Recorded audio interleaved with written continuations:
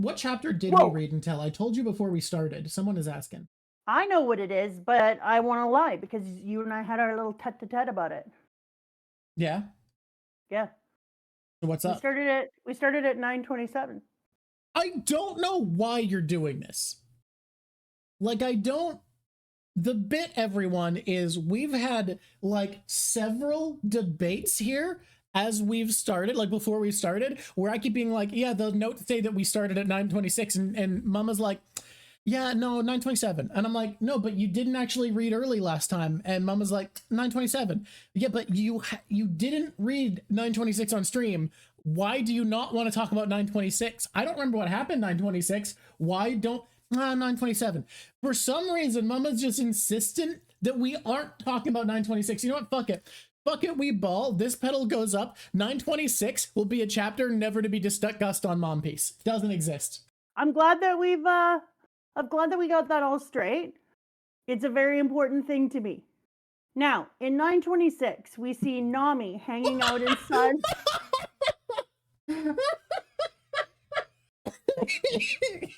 All right. All right, let's keep rolling. Okay, so in 9:26, we see all the townspeople looking at their great good picture of a bird on a viper. P.S. Birds don't hang out with vipers. Don't think that's a thing just because you see it in the images, folks. Don't believe the hype. And then everyone's like, yeah, I'm gonna go. They literally say that. One guy goes, well, I'm gonna go. So, like, they literally say that. And then we get to see our Nami up in the roof.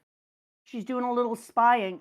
F this shit. I'm skipping to 9:27. We're in the flower capital. It's the special soba. I feel really happy that we know for sure that if my man Sanji went out and made himself a restaurant, it would be lineups around the block and people would be like, please let me have a taste. He's the legendary soba man. Yeah, because legitimately, like, I hope Baratier knows what they lost in him. I think there's something interesting because, like, part of Oda's condemnation here of isolated culture is despite how many things Wano has that are amazing, these people who've traveled the world learning skills are better than the people who are learning these amazing ancient Wano techniques. Sanji can make better soba, Zoro's a better samurai. You know what's interesting about that? Because when we talk about Japan, the Japanese people are often travelers. There's a lot of traveling that goes on. I found out there many people in Japan are kind of obsessed with Anna Green Gables, which was interesting to me. I went down That's interesting. a whole Japanese people in Anna Green Gables tube, and it was a thing. Sanji and I have a thing in common. We both can't get enough of Geisha Robin. Geisha Robin, just too cool for her own good. Like Geisha Robin, yeah. I know that you love a Robin with the cute hat. This is my favorite Robin. Okay, you know, that's fair. That's fair. I think we can both agree that, like, Cowboy Hat is up there, like, the fan base is obsessed with, but despite being high ranking, is not as peak as our personal favorite post-time skip outfits. I think that Orabi is so cute. It's almost not to be believed. And I love the contrast in her colors and design. She's just like... You know what's funny? I've never seen it in color. You haven't? No, because I didn't watch any of this part in the anime, and the reason why I'm so pressed about the color running out before I'm done Wano is Wano, like I've read a bunch of them in color now. I read a bunch of them only in black and white. I go back and forth. But Wano in color with the outfits, next level. Just too much to believe. And she's got her obi is done in like a green and red, and then her outfit is in a pink, red, and purple black. Like the contrasting of them and the design, it looks incredible. She looks so good. And you spend a lot of time in the town as well, and the town in color is incredible.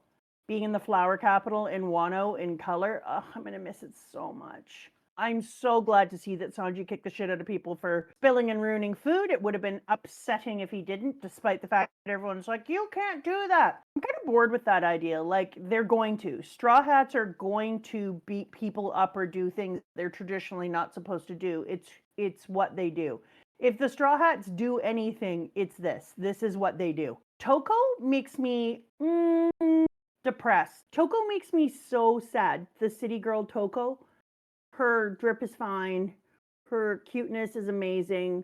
Her sad ass story of sadness, just this, It just crushes my little soul when I go back and see her here and then know what's coming. So there's something interesting about this part.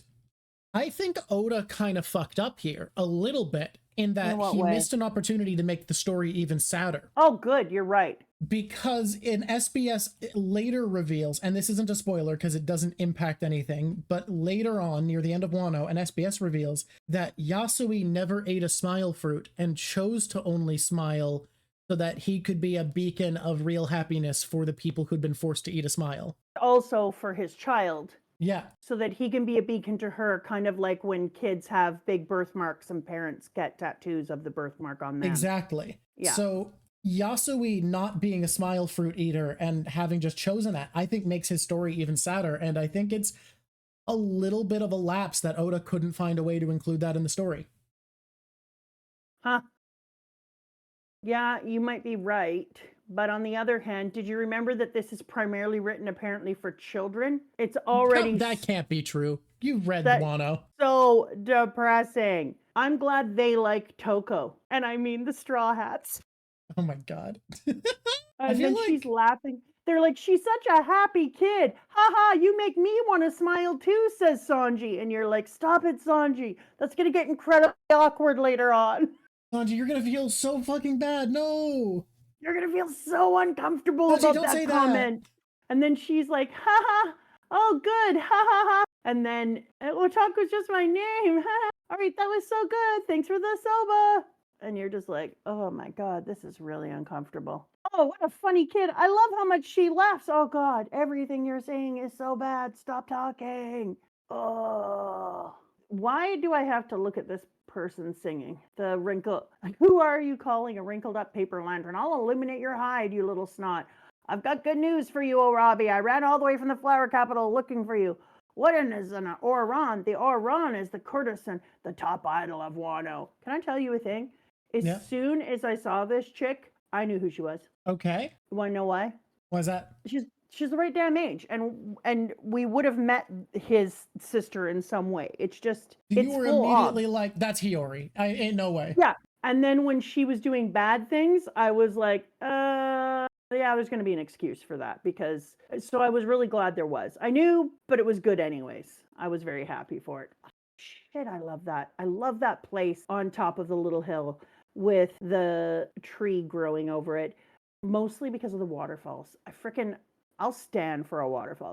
That shit is beautiful. You're pro waterfall? I knew that Orochi was a 8-headed snake because that's what his name means. Well, his name is Orochi, yeah. But now it makes me wonder who Susanoo is going to be because Susanoo is the one who's supposed to kind of poison Orochi and get him all high up on some sake and then kill him. Susanoo, and I'm hoping it's not the purple hair dude. He's had so many opportunities. I don't know why he wouldn't done it. I really love too that when we first meet Komirasaki, that she's got that great peacock piece out in front of her, because I always remind myself when I see things like that there's so much symbolism in it. And so there's all sorts of symbolism for peacocks of beauty and elegance, nobility and dignity. They use it in Buddhism, good fortune and protection, artistic representations. But then they also use it for pride and vanity, ostentatiousness, misrepresentation of who you are, like a misdirect of who you are, which I thought was interesting. And a superstition.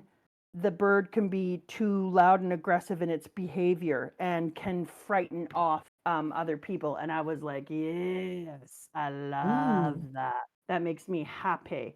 So then when you use it with the flowers that's on the part of her kimono that has the peacock, and then in the background that has the flowers, the combination of those imagery, both of them are a push and pull between ultimate beauty and ultimate pride and misdirection. And I thought that was pretty freaking cool. And I like the idea of all the people bleeding out behind her. If we're going to have the whole ridiculous thing about, people bleeding out from being in love, the greatest one is obviously Nami standing up in the bathroom naked, and every man, woman, and child in there gets a nosebleed and falls over. But really gross, because now that water, nasty. Oh God, I've never thought about that part. Everybody is like, no. they do Oh, that that's scene, awful. and I'm like, way to go, Nami. And then I'm thinking about the water and everybody's bloody Oh, nose squirting out, fuck. and I'm like, oh, Fuck, so no. gross, No, so why? gross. Why would you? I have never It's thought about Shark that. Week. So, Shogun Orachi, the Uh-huh. Oran is on her way here now. Komosaki, you will be mine today at last. I swear it. I'm beginning to think You this know, Orochi guy might be a bit of a bastard. you know, it's giving me pushy. Totally. Yeah, Totally. He's coming across a bit desperate, honestly. it's really feeling like a lot. Okay, You're kind longtime of coming on. prisoner, old man Hayo, or as I like to call him, old peanut man. I don't know. You gotta explain this one, because when we were talking on the phone, that's what you called him, You and can't. You cannot tell me that his body doesn't look like a peanut shell. That it has like a big top, what? a middle, and then a big bottom, and he's kind of like the color of a peanut shell. He looks like a peanut. Old man I Hayo can't looks tell like you that. you can't. He looks like a. I'm looking at him right now. He's Is not he a a peanut? peanut. Am I allowed to skip forward and talk about him both here and then? You're literally allowed to You do know what you what? want. You know what? I do what I want. I'm You are going to talk about him at literally the now, and I'm allowed going to to do what talk you about want. him at the then. I really feel like this is a really important image here where we first meet him in chapter 928, and we see old Peanut Man on the floor, kowtowed, and he's just saying to Luffy, I must express my true and unvarnished gratitude for the heroic way you rescued my humble and unworthy hide. And then they said, lucky you, old man Hayo.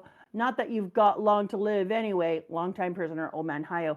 And I think that is a really important image to keep in your head because I think that Luffy later on, and I will get into it more later, I'm really just going to kind of go ding as a pin right now. Okay. We see the difference that Will makes. And that Luffy, it's almost like the Peanut Man's will has been dehydrated and that Luffy comes in and gives him water and it's sanctuary and it rehydrates him and his will grows. It's like one of those plants that can go like 50 years without being watered. And when you put water in, it unfurls. So even though all this time that he's been in there, old man Hayo the Peanut has been in here, Luffy comes in later and we can see the difference if we remember this imagery of him in the beginning, kowtow to Luffy, hungry, getting given a handful of papers so that he can have some food and how he's like, I will treasure these. And even when the food goes on the ground later on and he gets in trouble for having them, he's like, I will not allow one of these to drop in the ground and I will eat them all anyway. It's a really good juxtaposition to remember that this same man can't chapters forward is suddenly a completely different person and we get to see who he was shining through everything and people can be like that's a really radical change but I think it's important to note it because I think Oda is really trying to show the juxtaposition between having your will snuffed out by people and turned off and what will brings to a person because scant chapters later he sticks his hand up and stops somebody and compresses them through nothing but haki. And so right now, he couldn't do shit. If anyone tried to fight him, he'd cower and cover his head. And scant chapters later, he's using his haki to kick some ass. So it's really important to notice this because that's what the will is that Oda is trying to talk about. And this is, I think, the biggest moment that we get to see so far in the entire One Piece where we get to see the difference of will. I want to talk about this because even if other people, some people might be like, why are you talking about this? And I'm going to tell you why, people, that we're about to talk about this thing. It's because I think it's really cool. And sometimes we don't know about stuff like this. And you might if you've lived in Japan or if you've cared to look it up before, but I certainly didn't. And so now you get to know about it too. Okay. So I wanted to research what the hell was going on with these people who were, because at first I thought it was just a disguise when everybody was wearing little scarf head cloths over their head, knotted underneath their nose. And I was like, what a strange choice. And then I was like, I've seen this kind of in the past in a few different things with Japan and people wearing similar types of things. So the practice of wearing a cloth tied over your head and then knotted under your nose is associated with certain professions often or activities and like chefs or construction workers. And it's known as a hachimaki, but it's also known as another thing we'll get into. And it's worn sometimes to keep the sweat out of your hair and out of your eyes to maintain cleanliness and hygiene while preparing food or doing things. But more importantly, it's actually known as a method to symbolize focus, determination, and pride in your craft. And so construction workers will wear it in that way. It's also known as a tanugu. And both of those things have super deep symbolizing for perseverance, hard work, and also for the following things. So samurai and martial artists used to wear it tied in this way as a symbol of determination and readiness for battle.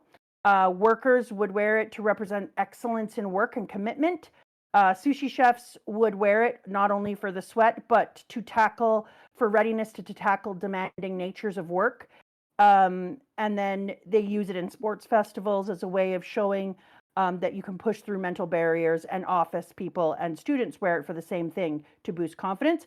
But they said that the act of wearing the cloth that's tied over your head of a hachamachi or a tanugu is a symbol of perseverance, and it reflects a deep-seated value of you need to endure your hardships with grace. You need to have determination and celebrate all the difficult things that come up in your life and have focus to move through them. And I thought that was so cool. So maybe you don't, but I think that is such a cool thing, because even though it's also just a way of doing kind of a disguise, it's actually a very well-known thing in Japanese culture. And apparently, like, if students are working hard and they want to have massive focus, they would do this as a way of focusing on something. And so I thought, for me, getting to see them doing this and having it take place in this idea of Japan is really cool, that they would bring out this traditional piece. But it also made me, once again, because people are like, Mama looks up a lot of things, so she probably knows things that maybe other people wouldn't. But this is one of those examples that I was talking about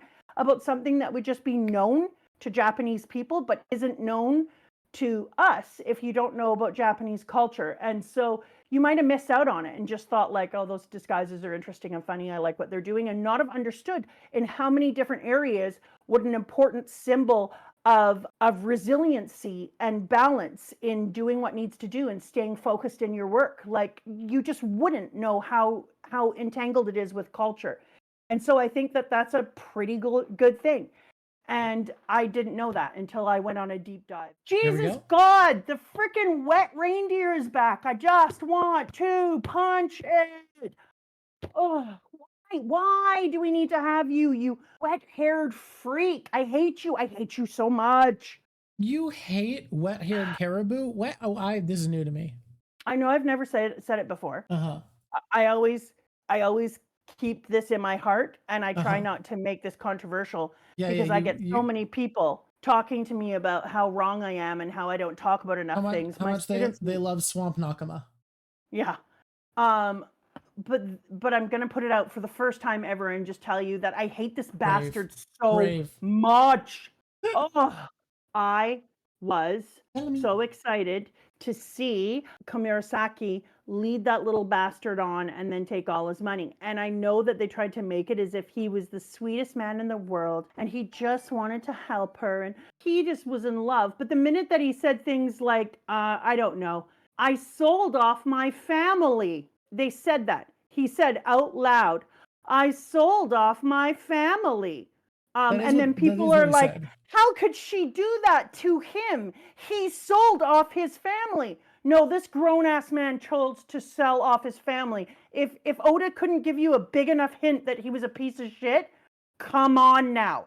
You know he wasn't good. He sold off his family. Medicine? Huh, what a waste of money. No, this dude deserved it. Fall on the ground and die. Can you imagine trying to walk in her frickin' shoes? Like, I thought I could do it. Come on. You think you could do it for real? Do you really? Like, in real talk? Real talk? No, for real, no, not at all. That is just the thing I'm saying. Some of the art, by the way, on the cover stories are so beyond right now. I am loving the cover story art, even though they gave Orabi just one stocking on one of them. And I mean, we did spend like last episode 20 minutes talking about one picture of Bellamy. To be fair, that picture was deep AF, and it really told us a lot about the person and the journey that he gone on. I have no qualms about what we did there. I love Minotoma, the man who built Kaido's mansion. Why? I can't put nails up my nose, and it upsets me. Yeah, you know what I mean? Yeah. So I like the little dude because I like the nails up the nose thing. I really just do. And Hey, that's all look, I have to say where about else are you that. gonna hold him? Yeah, he's just a little side dude here. But if I was going to talk about side dudes, can you remind me that I liked this kid later on? Thank you, Nom Minatomo the Cookie. carpenter. Yeah, that's one of the ones I like as a side dude. I'm going to do this from now on as I'm going Uh-huh. through. If I'm finding minor little characters, because I forget all the shit ass time who the people were, and then I get to the end and I'm like, he also appeared in the Windmill Town. Yes, he did. Somebody got all pissed off at me. Kid was telling me they were all pissed off and read me the thing that I didn't talk about Don Quixote when we were in the, and we did. We kind of mentioned him. But I don't always try to lean into the things that should be super obvious. Like, obviously, it's Don Quixote. Like, everybody knows the Yeah. Don Quixote.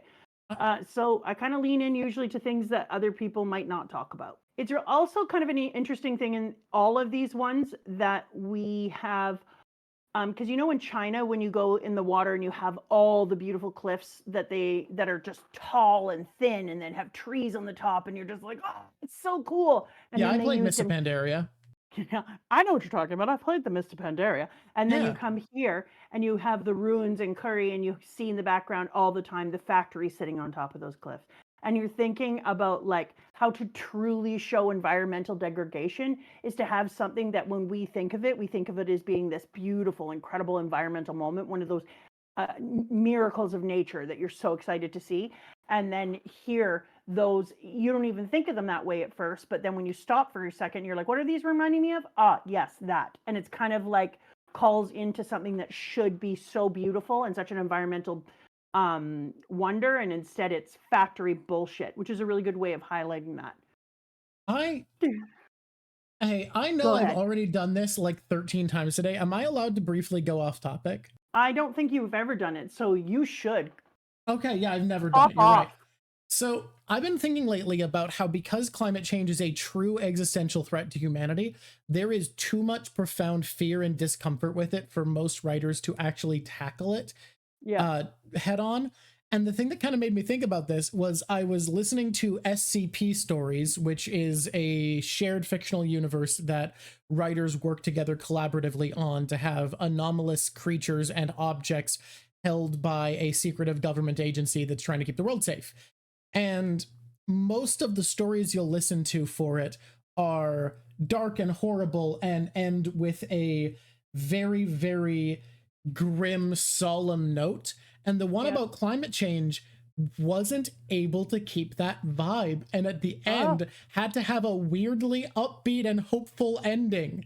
And it just kind of highlighted for me this profound discomfort people have with addressing climate change analogies because of how genuinely scary they are. Like, I think about how everybody could acknowledge that the White Walkers in Game of Thrones were a climate change analogy, and they just kind of melt away. They aren't treated seriously. They're just a thing that To be fair, hand they melt wave away is because fixed. of climate change, and so yeah. Oh my God.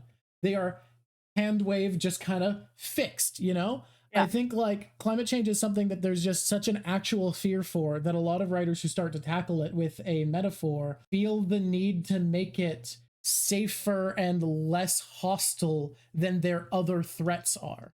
I've done the opposite. So in class, in philosophy class, kids have been broken into thirds, and each one of them has to build an entire nation.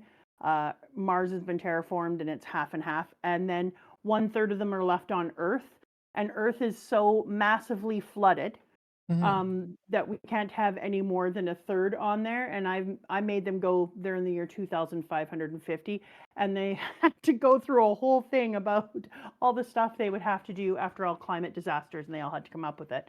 And then they've had to rebuild society, determine what politics they believe in, how they rule, et cetera, et cetera. And it's been wildly fun and interesting. But we went off deep, hard, and scary into environmentalism about what would happen to the Earth. Because you gotta. Yasuie. Yasuie? God, love that guy. Yasuie is like immediately as soon as I saw him, I was like, I love this man. And I don't know why, but there's something about him. I just love this He's man. so immediately lovable. I love Zoro being so fed up. But I think the reason that I loved it immediately is putting him beside Zoro, having Zoro be the wandering Ronin who's lost out in the hills, being like, "What the hell?" And he's just wandering his ass around with someone going, "Well, how kind of you to tell me to shut up. It's a clever way to spare my throat from the rigors of speech. I thank ye warmly. What a hunk, what a stud. The girls must never leave you alone, my young friend." I was just like, and the murderous look on Zoro's face as he's looking over at him. "Listen, I appreciate you paying for the studio. No, don't be a fool for thanking me." I was like, I love that we put these two characters together for our first real meeting of this dude, like really thinking about him, because it is the perfect juxtaposition. His bouncy steps, his merry tunes, the lilt in his voice of song, stuck next to the absolute progressive stoic walk of the hunched shoulder, bedraggled, lost Ronin. It was stunning. I loved it.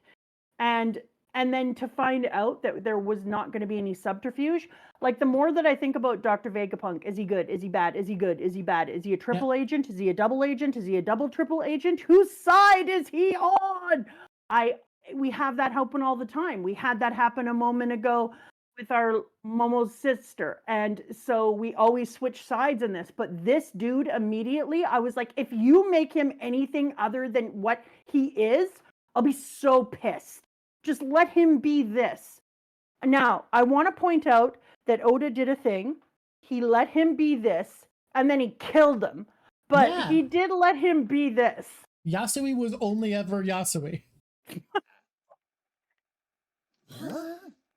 Oh, looking sharp, handsome. You too beautiful. Good afternoon, young lady. You three have a wonderful day now. Take care. I love this character so much. I was like, this is a pure delight. I love the way that he talks to people. I love that this is a choice. You know, you don't find that out right away, but I love that he chose this, even when he's alone with a brand new person who he has no background with. He still chooses this. And he died in the same way that Roger is said to die and that Luffy would have died. He died with a smile. He died without any negative feelings about who he is or how he did things, and he made the choice, which I think is an important thing to remember. He died like a D. He really did. I know Movie Besu, Leftover Town, hanging on the Captival's friend. Oh, he's so great. I love him so much. Okay, I'm moving on. I'm okay.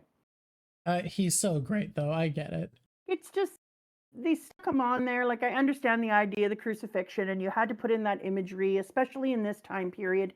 Since the curtain is closed, that's a really good reminder of bringing in a certain imagery that they were trying to kill, but it was still like, no. Couldn't we kill someone I like less? I'll give you a list. Uh-huh. I have a list.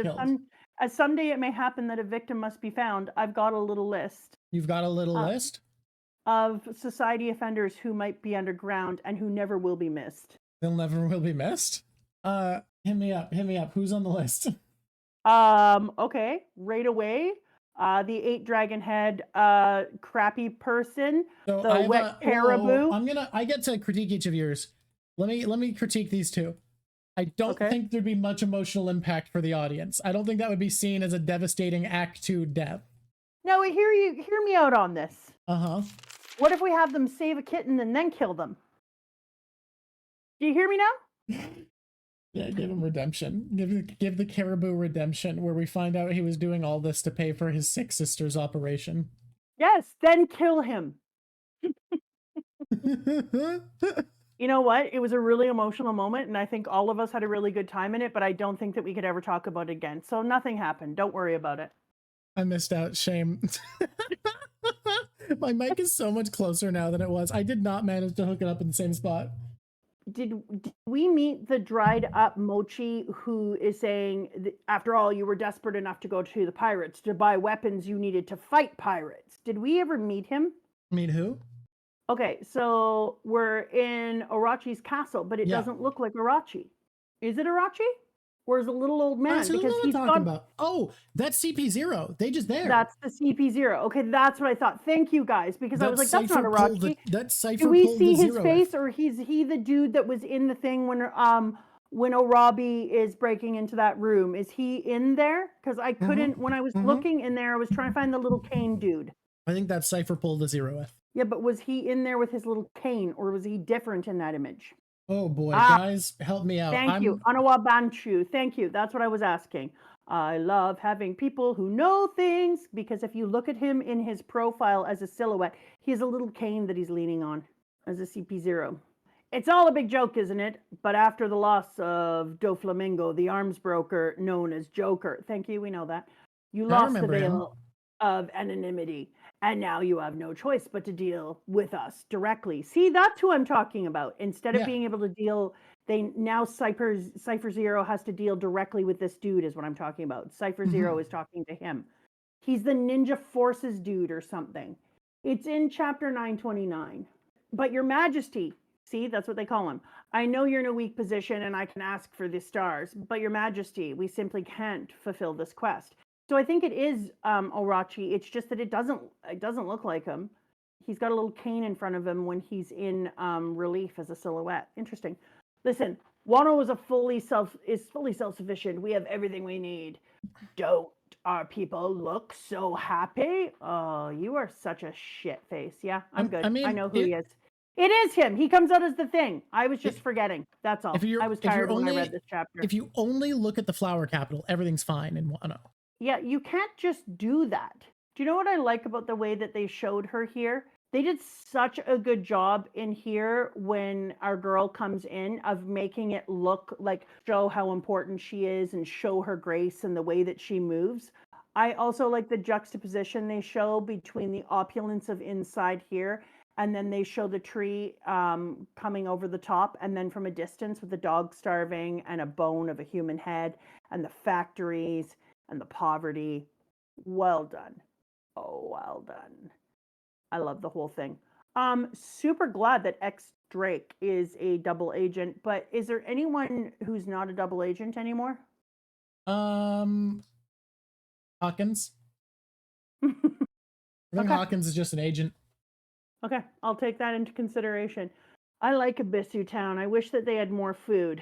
Okay, so we go into Abysso Town, we bring in Zoro, we have all these great things there. Everyone's like, oh, you're that three-sword bastard. Oh, I love you, three-sword bastard. And they... Can you imagine being silly enough to force Zoro to smile by pushing up his mouth? Here you go, Ronin. Have a cup of nice, clean water. We use the money to buy it. That's perfect, Paladin Berserker. How depressing is that? Ugh. An Abysso smile, my friend, is what gives this town the name of Abysso. I looked that up in Japanese folklore. I won't go deeply into it, but let me just tell you, it was depressing to come back here after looking up that specific type of smile. Oh. Ugh. At present, Onagashima, they're approaching from the southeast seas. Shoot them under! Don't you dare let that hag into this country. I am here for one thing and one thing only. I am here to tell you, way to copy Luffy, first of all. So I lied. I'm here for two things now. The next thing that I'm here for is I'm here for telling you that Big Mom falling into the water and washing up without her memories was pure delight. You gotta wonder whether or not Big Mom could have been a better person when you find out that when she gets her head hit, that her tendency was to go into be a better person. And if it's just the memories and her will that has made her the person that she is. So I've seen an interesting thing where I find people who are binge reading tend to think this is a good, interesting bit. And people who were reading weekly hated Big Mom Amnesia because it felt like something that needed to pan out when you were reading weekly. But binge readers tend to be like, yeah, it's just a funny little plot progression. I could see that because I'm binge reading it. If I was reading this week to week and I was like, okay, she still doesn't, oh, now she just has her memory and none of that counted, I'd probably be a little salty. Yeah, when you're reading week to week, everything feels like it needs to be important. Yeah, it's just one of many chapters and one of many ideas, and it's fine. I like it. I liked Mhm. it a lot actually, because I think it gave me a little time so that I got to look at who she might have been. She was so pissed at Luffy because now other people couldn't share in the food, and I think that was a good bit. It's also, to skip ahead, great when she gets to Udon and is obsessed, goes into a hunger pang for, it seems like, for more red bean soup. And then it turns out it was real anger because she wanted to be able to pay back Tama for her kindness. That's what I just said. That she Like, was doing it for other people, that she yeah, wanted to go into it because you were like, "Oh my god, she's gonna specific. go into a hunger binge and da da da," and instead she's like, "No, I'm mad because I'm kind now and I want to pay back these people who gave me clothes and did my hair and told me I looked beautiful. Tell me the other soba cook or else." There's a lot of dragons going on, but they're not real. They're dinosaur dragons, um, and they're kind of weak. They're kind of weak dinosaurs. I mean, page one Okay, with good is art. page one is like the weakest of the flying six. He's the little baby. Would agree, but He- I'm not interested in him. I'm just I like his design a lot. He looks like fucking Skrillex. It's kind of fun. yeah, he really does. Okay, so we talked about this before, so let's just get it out in there in the open now. When our Sanji decides to stick on his clothings and become number 3 and become using his family's Germa technology, you determine that you think that he then also becomes a less good version of himself. Yeah, I think it's when we were talking on the phone, and I was going to be like, "Oh, you have to understand. You have to be faced with the fact that Sanji did what you said he wouldn't do."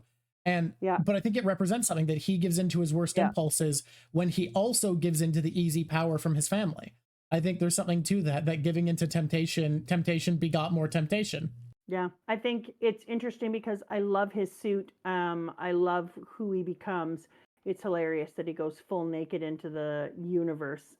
And Frankie is like, "Whoa, whoa, whoa! What is this? A transformation?" And he gets star eyes because Frankie loves the idea of a person changing, and getting to be a different version of themselves. So Ooh. it was a really big deal for him. And then you have that's the number 3 member of the Army of Evil Germa, Stealth Black. And I forgot for a minute that everybody would know that because I'm like, where's everyone yanking his name out of? And then I was like, right, he was a The regular comic reader of the book. comic book, which is such a great inception moment of Oda to put a manga within a manga. Mm-hmm. I'm moving down the page. When Orabi decides to go searching for things and she's looking for the poneglyph and she's trying to find a hidden door, and then the Orochi's Anawaba Banshu, Anawa Banshu, Aniwa Banshu. You know what? I have a person who will tell me how to say that later on. I think it's just only Come, Wabanchu. I think you got it. okay, come out from behind her. I know they're ninja. Yeah. I know they're talented. Yeah. But I just find it difficult that somebody who spent their entire freaking life hiding and running and sneaking didn't hear If there's anyone she's not going to hear, it's a ninja. 12 ninjas. Yeah. 12 ninjas. If there's anyone 12 she's not going to hear, ninjas, it's 12 ninjas. 12 ninjas sneaking up behind her. That just Like, tells you how good they are. I'm saying, like, great ninjas, here for them being really great, but it feels like that's a lot of ninja. And they're just Yeah. right behind you. That's a lot. So, is the reason that our top geisha slash worker of the night wears the kitty cat mask? They don't say yet where I am, but is the He just reason likes that to she wear a kitty cat mask, honestly. no, be quiet. Is the reason that she wears it? I wonder why. Whenever she plays that song, she always put the mask on. Is it because she's one of the few people who's capable of actual tears, and so she hides her face when she plays it because it brings her to tears, because it reminds her of her family and how the land used to be, That and so she makes a lot of doesn't. sense. And We'll so have to see. she doesn't want to humiliate or draw attention to the facts that she's still capable of having her own For that emotions. to be the case, we would need to see a point in the future where she takes it off and is crying. So we'll see what's up. I feel like it is. We'll see. Because You've said that you think so. it just makes sense. I wonder why whenever she plays that song, she always puts the mask on. And with what we know, it makes sure it's a cool fox mask. I would just wear it for the sake of being cooler, but I think she does it for We know reasons. Kumanosaki's deal, yeah, and Mama said she predicted immediately on meeting her as well. Yeah, I knew who she was as soon as I met her because there was way too many hints and you were like, yeah. But I think that's why she puts it on. I think she's trying not to rub it in the other people's faces that she's able to have a broader range of emotions and that she's allowed to express her sadness for the loss of people. And so because that song reminds her of her family, she puts that fox mask on. That's what I think is up in there. Robin holds her own against the ninja, by the way. She just really glad that she decided to send in her little fake Robin and use a clone instead. So she knew. She holds her own. They're all like, oh, that's why. Oh, duh. Mama, you a crazy silly face. I am. Uh-huh. The reason that Robin didn't hear them, and you are all wrong, it's not because of how good they are. It's because she sent a clone, so she doesn't have the same senses as she has as herself. Interesting. Okay. She's cloning. And so when she's a clone, she doesn't have all those senses. Because I think that Load she cloning. This arc is great because it highlights everybody's skills in unique ways, and honestly kind of highlights how, like, Zoro being the strongest fighter in the crew other than Luffy doesn't really mean that much, because while he's very accomplished, he's not really progressing their plan. He's just wandering around protecting Hiyori by accident. Yeah. Like, he didn't go out of his way to find Hiyori. He stumbled into her on the woods and happened to accidentally help what was happening. Yeah, I would agree. I heard about how you summoned Kaido's Tobi Roppo to do your bidding. Why is your retribution is fierce? Well, the thing about Yazuka or Yakuza is once you've shared ritual cups, even the lowest flunky is family. And if your own child came home beaten to a pulp, what would you do? You look at, they're posing the same questions we are, Drock. Why doesn't he just say the obvious thing and say, well, if it's my child, then none of these rules count and I don't have to do things in the honorable way, even if I know it's the right thing to do? It's like he does, it's like he didn't hear you. I think it's fantastic that he loses face in here when he keeps talking about how these people are going to come back and that he's afraid that 20 years later there's going to be retribution made by the return of these people and that he's ready and that he's like, the nine scabers are so unfathomably strong. And everyone's like, yeah, but they're dead. Get over it. And he's like, and their leader, Kinemon, is the most brilliant man. And he's going on. And they're just like, what a freaking loser. He's afraid of the Kazuki. He's still afraid of them. And I love that it's wrecking his reputation. But the problem is then when they come out, it kind of builds his reputation. I also think it's, go ahead. A weird thing where we're watching him like, paranoid loser, but everything he's saying is right, so like, also, I don't know, go off, I guess. Yeah, you're not wrong. So it turns out you're not wrong. I do like that it's ruining your reputation, even though we know everything is true, but because you suck, I like that it's hurting you. Yeah, you know, you're 100% right, but also dumb bitch. Exactly, idiot. Absolutely crazy that Toko ends up having the giggle fits, and you wonder what part of that is because of the thing that she ate, the smile fruit, because you know that she would cry and she'd be trying to stop, but her fear would make her want to cry more, and then it comes out as laughter, and how he hunts her down because she laughed at him. We're not going to get a lot into politics today because I need to read more before I feel like I have a better grasp. Yeah. But this really felt like a South Korean moment to me. You mean North Korea? Or sorry, a North Korean moment to me, that he wanted to take retribution on a child that laughed at him, that he was unable to take any criticism or any laughter, even if that laughter came from a child. And then there's also kind of a North Korea moment in the way that all the people outside of the closest people next to him are starving to the point that they're willing to kill their baby. I want us to say, like, we like to find political analogs. It's fun, and I think it is very intentional in One Piece, and I feel like there's something here, but neither of us has been able to fully place it. There's like so many things. Like, there's a few things that feel North Korean, there's a few things that feel Maoist, there's a few things that feel like Mongols or Huns. There's some things that just feel straight up about different eras of Japan, obviously. If anyone has a really good idea of the types of things that Kaido and Orochi you think represent with good examples, share them in the Discord, because I do want to look into some stuff and see if we have anything.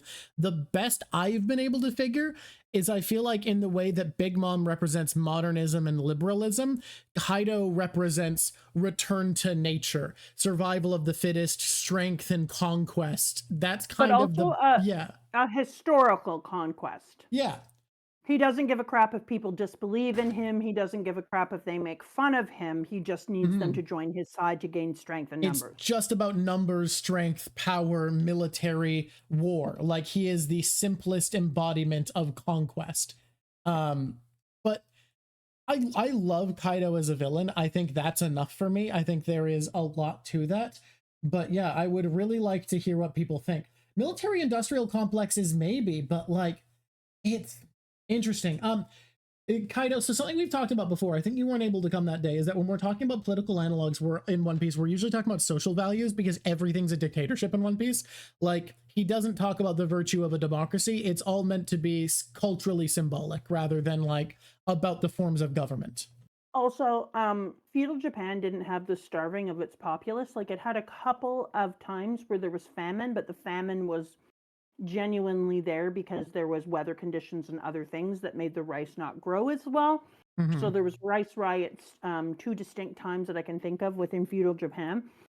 That is not what it looked like for the people of feudal Japan, the regular people of feudal Japan.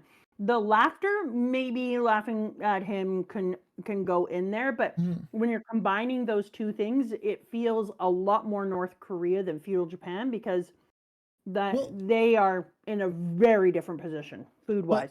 There's a lot of things that make me feel Maoist, and someone talking about like the Soviet Russia joining up with China, that's kind of what I'm referring to. Like, a lot of things feel very Maoist, but I don't know enough about Mao to say that confidently. It's just like, from what I know, some things seem to line up, but I'm not an expert on that at all. I think there's something though. I think there's something. Yeah. But also, it isn't just ever one thing. Like, my number one criticism of people criticizing me is they'll be like, no, it's this. And I'm like, you understand that things can be more than one thing. I think my number one criticism of people in general is just having to die on a hill that it can only be this thing, and that you wouldn't mix metaphors, mix history, mix time periods, mix ideas, that it couldn't be like a symbology for this and also this. Like, life is generally not black and white, and it's surprising to me that people don't find gray. Like, for me, how I talk about, like, when we talk about Big Mom being liberalism, it's why she's not just like Weimar Germany, not just the United States, and she's not even just that. There's more to it. She obviously is literally who she is in One Piece, beyond any symbolism, and that's what's first and foremost. And I would put her more in US. Yeah. We go into what the symbolism is because it's interesting and it's important, but like, obviously Big Mom is a person first and foremost as a character in One Piece. Like, nothing is one thing. Things that are symbolic aren't just symbolic, but I feel like there's something more to Kaido than what I'm aware of, and I'm curious what that is. And Frostfire, we talked about how he gives off, like, I told Durok that I feel like he gives off a Genghis Khan kind of similarity as well.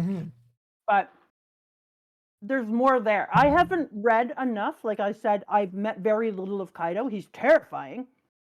He's a phenomenal villain. But I don't feel like I've spent enough time with him yet, whereas it was interesting. I feel that he slow rolls Kaido. I feel like I'm being given Kaido in, like, sheets of toilet paper. He doesn't have a square to spare, apparently, because he's like, here's 3 sheets of toilet paper. And I'm like, those are great. Can I have a little more? And he's like, live with those for now. Whereas Big Mom, he told me everything I needed to know, like, almost instantly. You meet her when you finally get there. And it rolls out. You find about her history. You see all the ways in which she's created her town. And she is fully in control of her own place. Whereas this one is being run by this shithead here. And because it's being run by this person, I don't feel as a reader I'm getting to know much about Kaido from that, because we find out that why did everyone have to eat the smile fruit? Because this piece of shit made them eat the Lord Orochi made them eat this. Orochi made them eat the smile fruit, not because of anything Kaido did. And so I feel like the towns are not telling me enough about it. I'm Whereas not Big finding Mom about was kind him. of painted by her Yeah, setting. Yeah. Big Mom was painted by the way that everyone interacted and what type of people were there and how it was set up. It was a direct reflection of who she was. Definitely, there's a few things I'm going to do some reading on before we finish Wano so that I can have a better idea. But I'm interesting. Yeah, I'm and we interested to still see. have 3/5 of Wano, as this person, Bone Fairy, has pointed out. True. Bone Fairy! And that's why I said, like, I don't feel like I'm there yet. I feel like I need to spend some more time in it. When the fake death happens, because you're just like, there's no way that they're going to kill her right before our eyes, right? Like, there's just no way. And then when they slice into her and decide, like, no, we're just gonna kill her, I so hoped that it would be fake. I was very, very glad. Like, she's hurt, don't get me wrong, but I was so glad that they faked her death. So that's where I started to think that, what's the blue-haired dude's name who has the same hair right now as Oh Franky god, again? I can never remember that guy's name. I Shrimp don't Head. know. I can't Guys, remember his name at all. what Shrimp Head's name? Why I can never fucking remember his Kiyoshiro? name. Kiroshiro. Kiroshiro. When I see Kiroshiro and he's here and he kills Kamirisaki and puts the thing right through her and cuts crosswise across her, I was like, oh, please let that have been fake. Oh my God, you didn't see this in the colored version? Because if you want to see two panels that explode this in any way, looking at the panel where Kamirisaki is saying, if you would prefer a weak woman, then strike me down now. I am the daughter of a samurai and I will not disgrace myself. And then he comes out in his full 8 heads of hell and he says, do not speak to me, the warriors' ways. You are a glorified harlot, Kamirisaki, and you are in the palace of the shogun. And it is 2 wide, bright panels of some of the most incredible art. It's delicious looking. It's incredible. But I love that she just stands and says it with her full chest. And she's like, I will not back down. I will not disgrace myself by bending my knee on this issue. Don't try and frickin' kill a child. Bite my ass. And then when she struck down, I was just like, holy shit. So that's my hope, now that we know that she wasn't. Oh, P.S.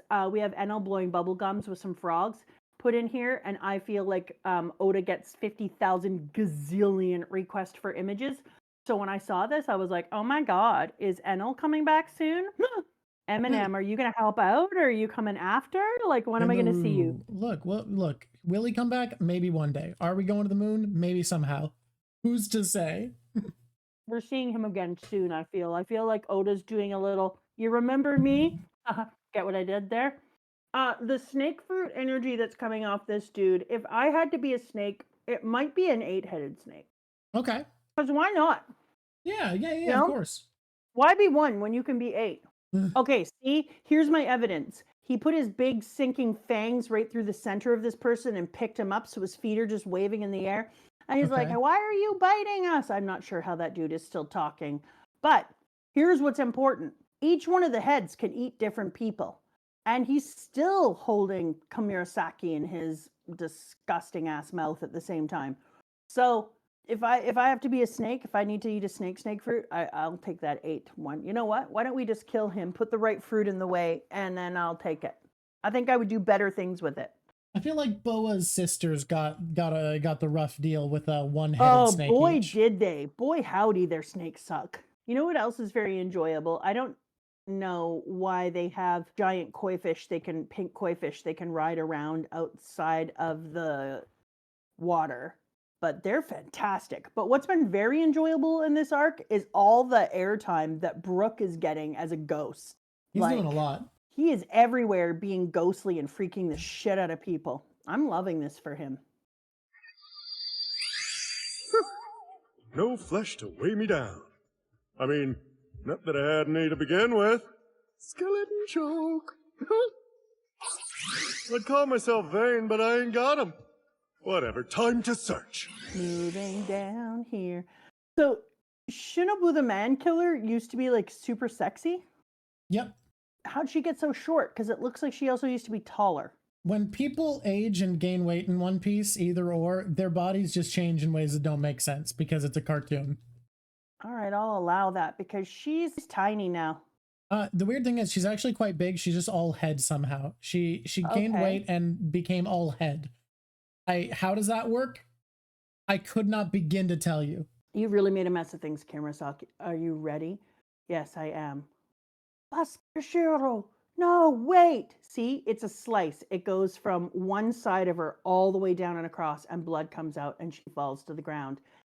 And I think they may not have intended this particular moment particularly, but it was obviously planned somewhat in the past, because it's impossible that they don't already have, that they're able to do that cut and perform that moment without having to do it in the past. And so for me, this is a thing where they wanted her to be dead, that in some form or So another you they think decided Yoshiro's on her side, and it was part of their plan for her to pretend to be dead, and that's why she insulted Yeah. Orochi on purpose.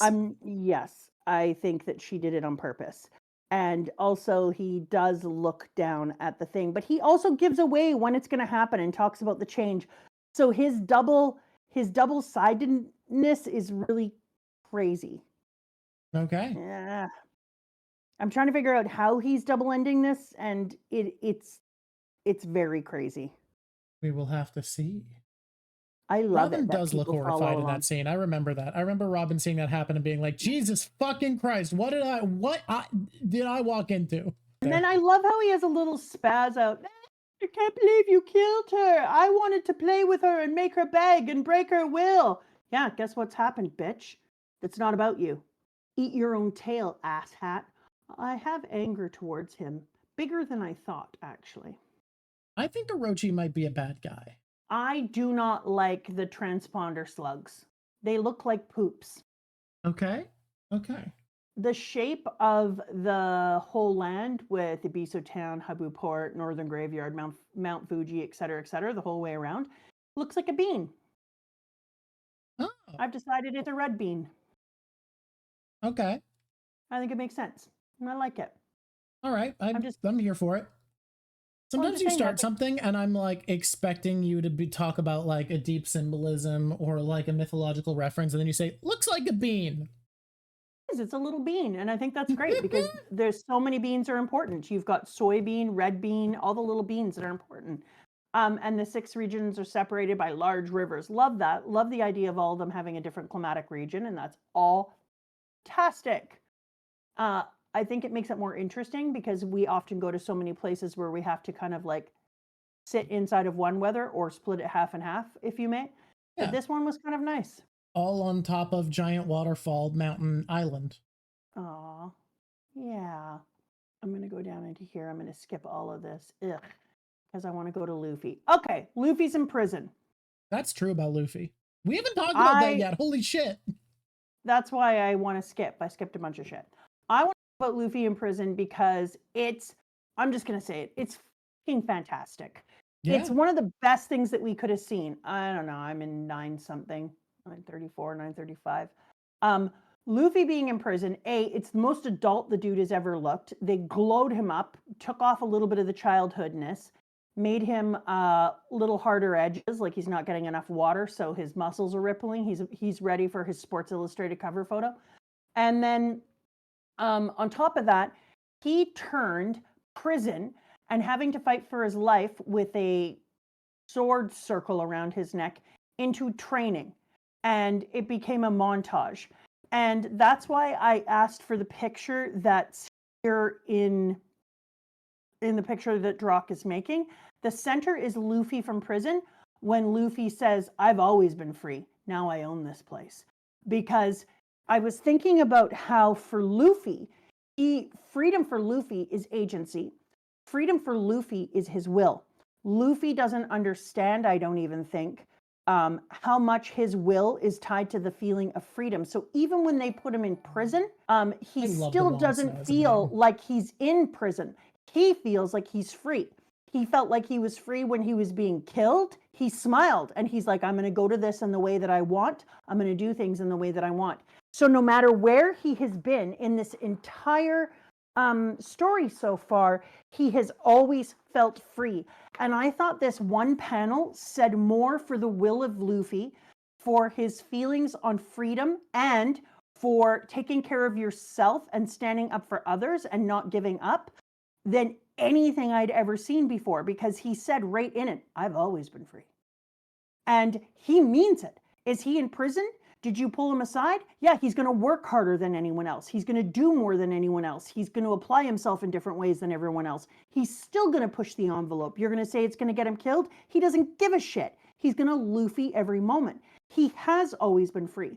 All prison becomes for Luffy is an opportunity to harden himself and learn. And then when he finds the old peanut and his amazing views of will and becoming and having freedom are there, it feeds the peanut boy and he comes back into who he was before, and he becomes part of the 9 red scabbers. He becomes something that he was before because Luffy's incredible will, his feeling of freedom, becomes the thing that feeds the peanut.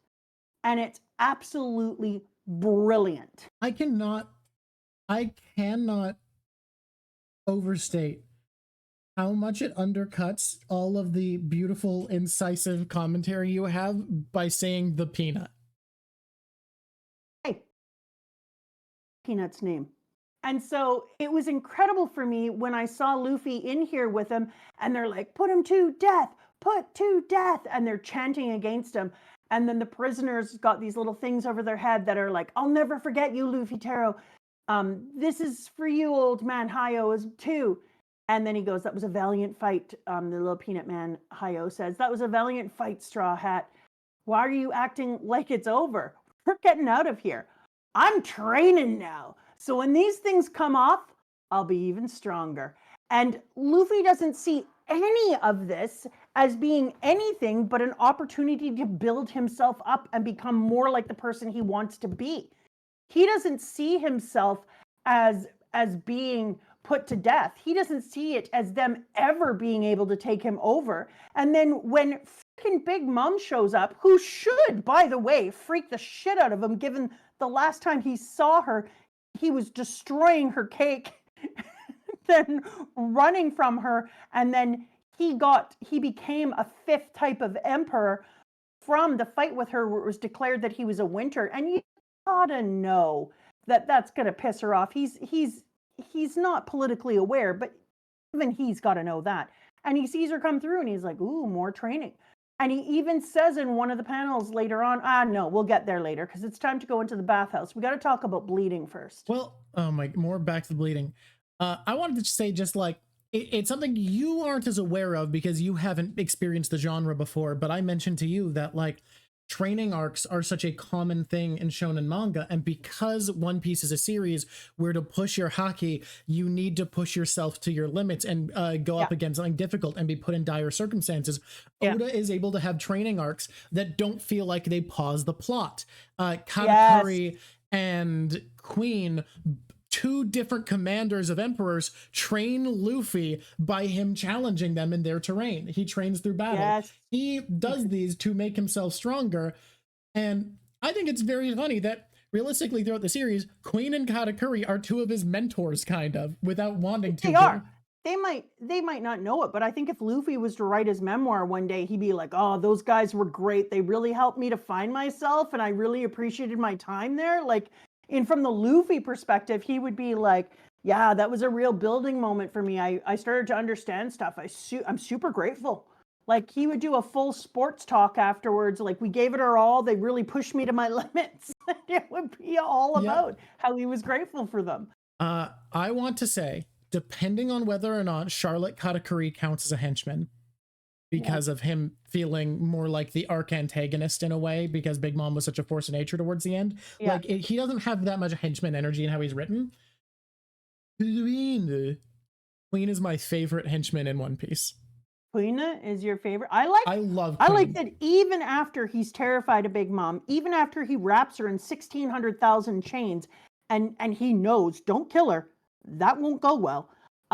He then takes her onto the ship and he still gives her back talk. Yep. Like, he's terrified, but still cocky somehow. I love Queen. There is no henchman in the series, in my opinion, that has more panache, charisma, and just fun than Queen. He has so much goddamn energy. Get out of here with that efficiency crap. This is about entertainment. Which you clearly don't know the first thing about. Why don't you go and fetch me more? Another? Damn, haven't you had enough? Slow it down. Go to hell! It's more than just food. It's like air to me. For you, sir. Aha! What impeccable timing! It's exactly what I wanted. This is my all-time favorite. How'd you know? It's supreme. He's evil as shit. Absolute bastard, but so much fucking fun. Yeah, I 100% agree with that. Oh, Okay, God. Yeah. we're not going there yet, Tattoo. We'll get there. It's time for bleeding. And so we go into the bathhouse, and yeah, the women are hot. He does this thing though. Oh God. One of the kids in my class was reading a thing, and it said something about, I don't want to hear any more talk about boobs. And I was like, well, I don't know if you know this. Oda puts them in our face.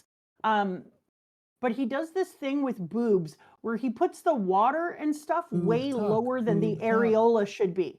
So you're seeing way more of the boob. And I'm like, anatomically, if she stood up, her areola would be like almost under boob then. Well, so hear me out. I know what he's doing because it's a thing that we do with Barbies and other things where we take off their areola and we're just like, I'm letting you see this. That's just how it is. You hear me out on this, right? Okay.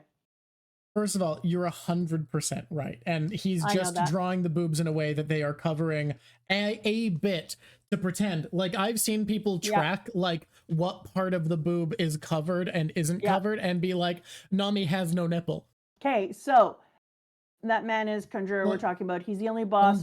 Hayagoro, the flower, was still around. We could have rustled up all the samurai at once. At this rate, we'll never reach our goal of 5,000 samurai in a week. We'll be lucky to get 500. Was he really that great of a man? I love this part. 20 years ago, he was the face of Wano's underworld, and he completely controlled the seedy underbelly of the flower capital.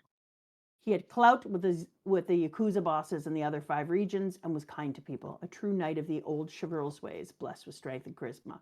When Lord Odin was young, he admired boss Hayagaro's character. I almost hoped Hayagaro would not be gone and that we could have him be Sasuno. So I was sad. So we'll see, because I think that would be a great character. Oh, look, it's our little octopus boy from earlier. He's inside of the bath now. He's now a bath boy, and he's washing everyone while they all stare at the girls who are getting their bodies washed. Thank you, Susanoo. He's fun no, and you smart guys too.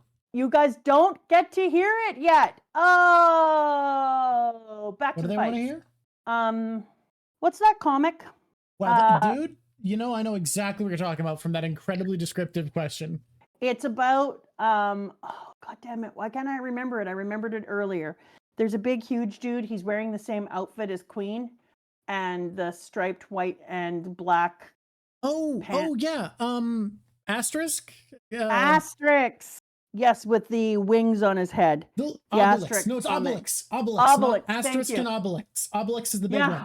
Yeah, asterisk, Obelix and asterisk. Yes, when I saw this, I was like, Obelix, Obelix! I was so excited. I was like, you designed one right after him. And so I knew right away that he admired Queen as a character and he was going to make him juicy and delicious, because I was like, there's no way that as a child he didn't also very much enjoy reading the Asterix comics. And so I was like so touched to see Queen look like this. I'm so in. Yes, he is. Who are you thinking of, Mick Chauvel? The guy I'm thinking of is a large man, and he's wearing blue and white pants with a green belt wrapped around him. But there's a little oh my god, the dog is one of my favorites. I know it's hard to believe because I just like animals so much. Yeah, you're infamously, you don't care about animals. I think people are always like, you know what the problem is with listening to Mama Draw, because I can't stand how cavalier she is about animals. She's so cavalier about animals. She's never even cared once about the animals. And I just wish animals in One Piece got their time with her. the way And that, they never do, and they never will. Okay, so Little Peanut Man is, do what you will with me, but spare this young man, I beg of you. So we're already seeing the change that's coming into him from watching what Luffy has done from him, from Luffy's generosity, from what Luffy has done with the other people. He's already, this is where we're finding that he's already getting back some of his will. And he's starting to feel who he was before as a leader and a protector. And so his leadership qualities are coming back inside of him. Spare this man, spare him, take me and do what you will with me. And he's like, yeah, no, I don't think so. You got to be kidding. And he calls him, you're kidding me. That little bean of a man is what he calls him. And I was like, that is so rude. He's a peanut. So I think he says, please, for me. And I already starting to feel who he is as a person and who he was before as a leader come back on. And I was like, that's incredible. And we're getting to see what happens when somebody's will is rehydrated. What an honor to get to watch this process. But what a great thing for us as readers to get to see how important will is. Because he moved from kowtowing to standing and helping to please spare him and take me.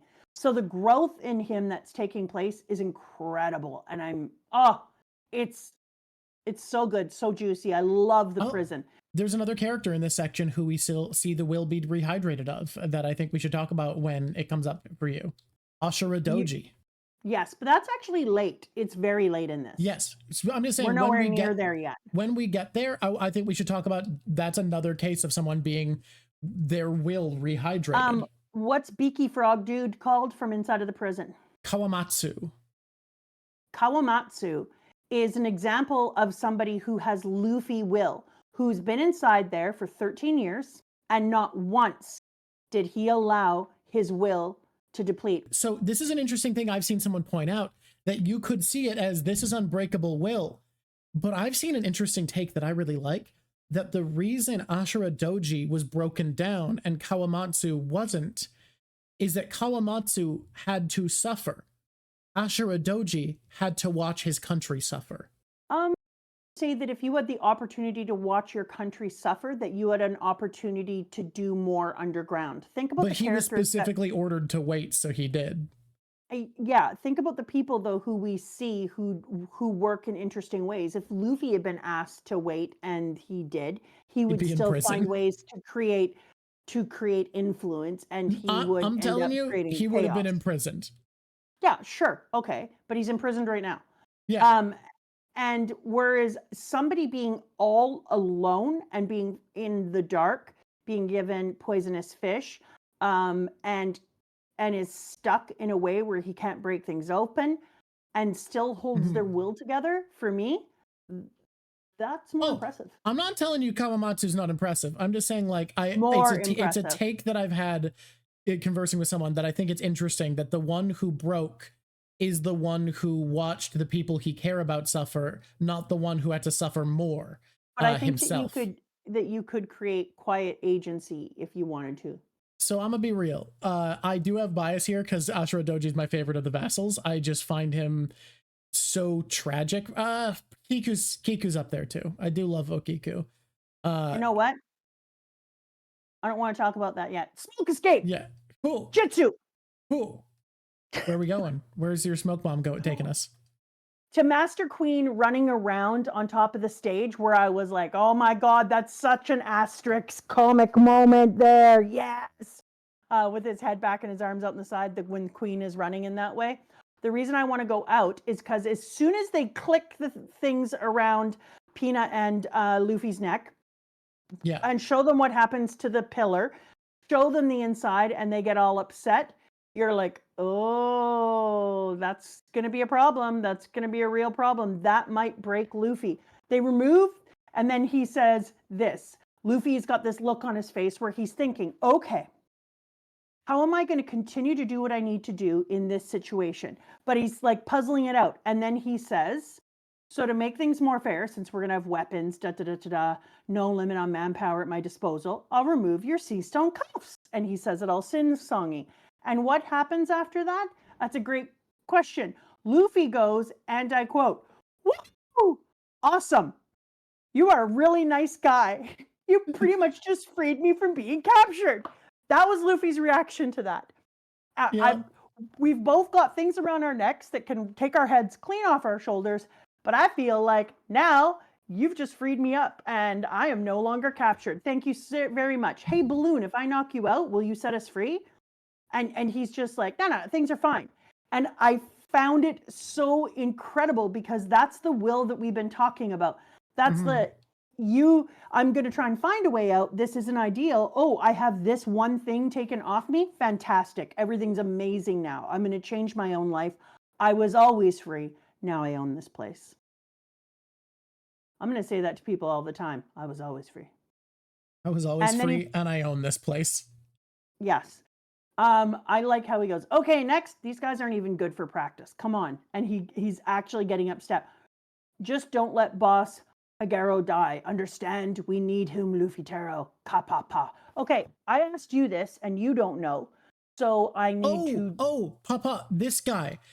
It's because he's a kappa. It's a type of yokai, so his laugh is ka-pa-pa because he's a kappa. So is that the same with the dude when we were in Ennie's lobby, and that guy would laugh pa-pa-pa?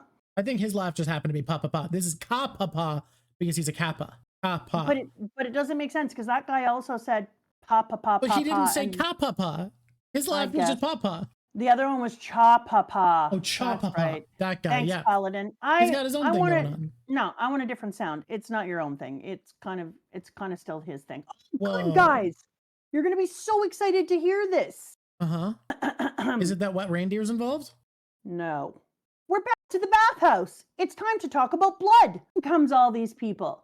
We've got Drake and Toby Ropa from the outside. They all come into the bathhouse. That's Hawkins, the headliner from the Beast Pirates. And then he's like, what are you doing, Drake? Why are you inside? My job is to eliminate some idiot named Soba Mask.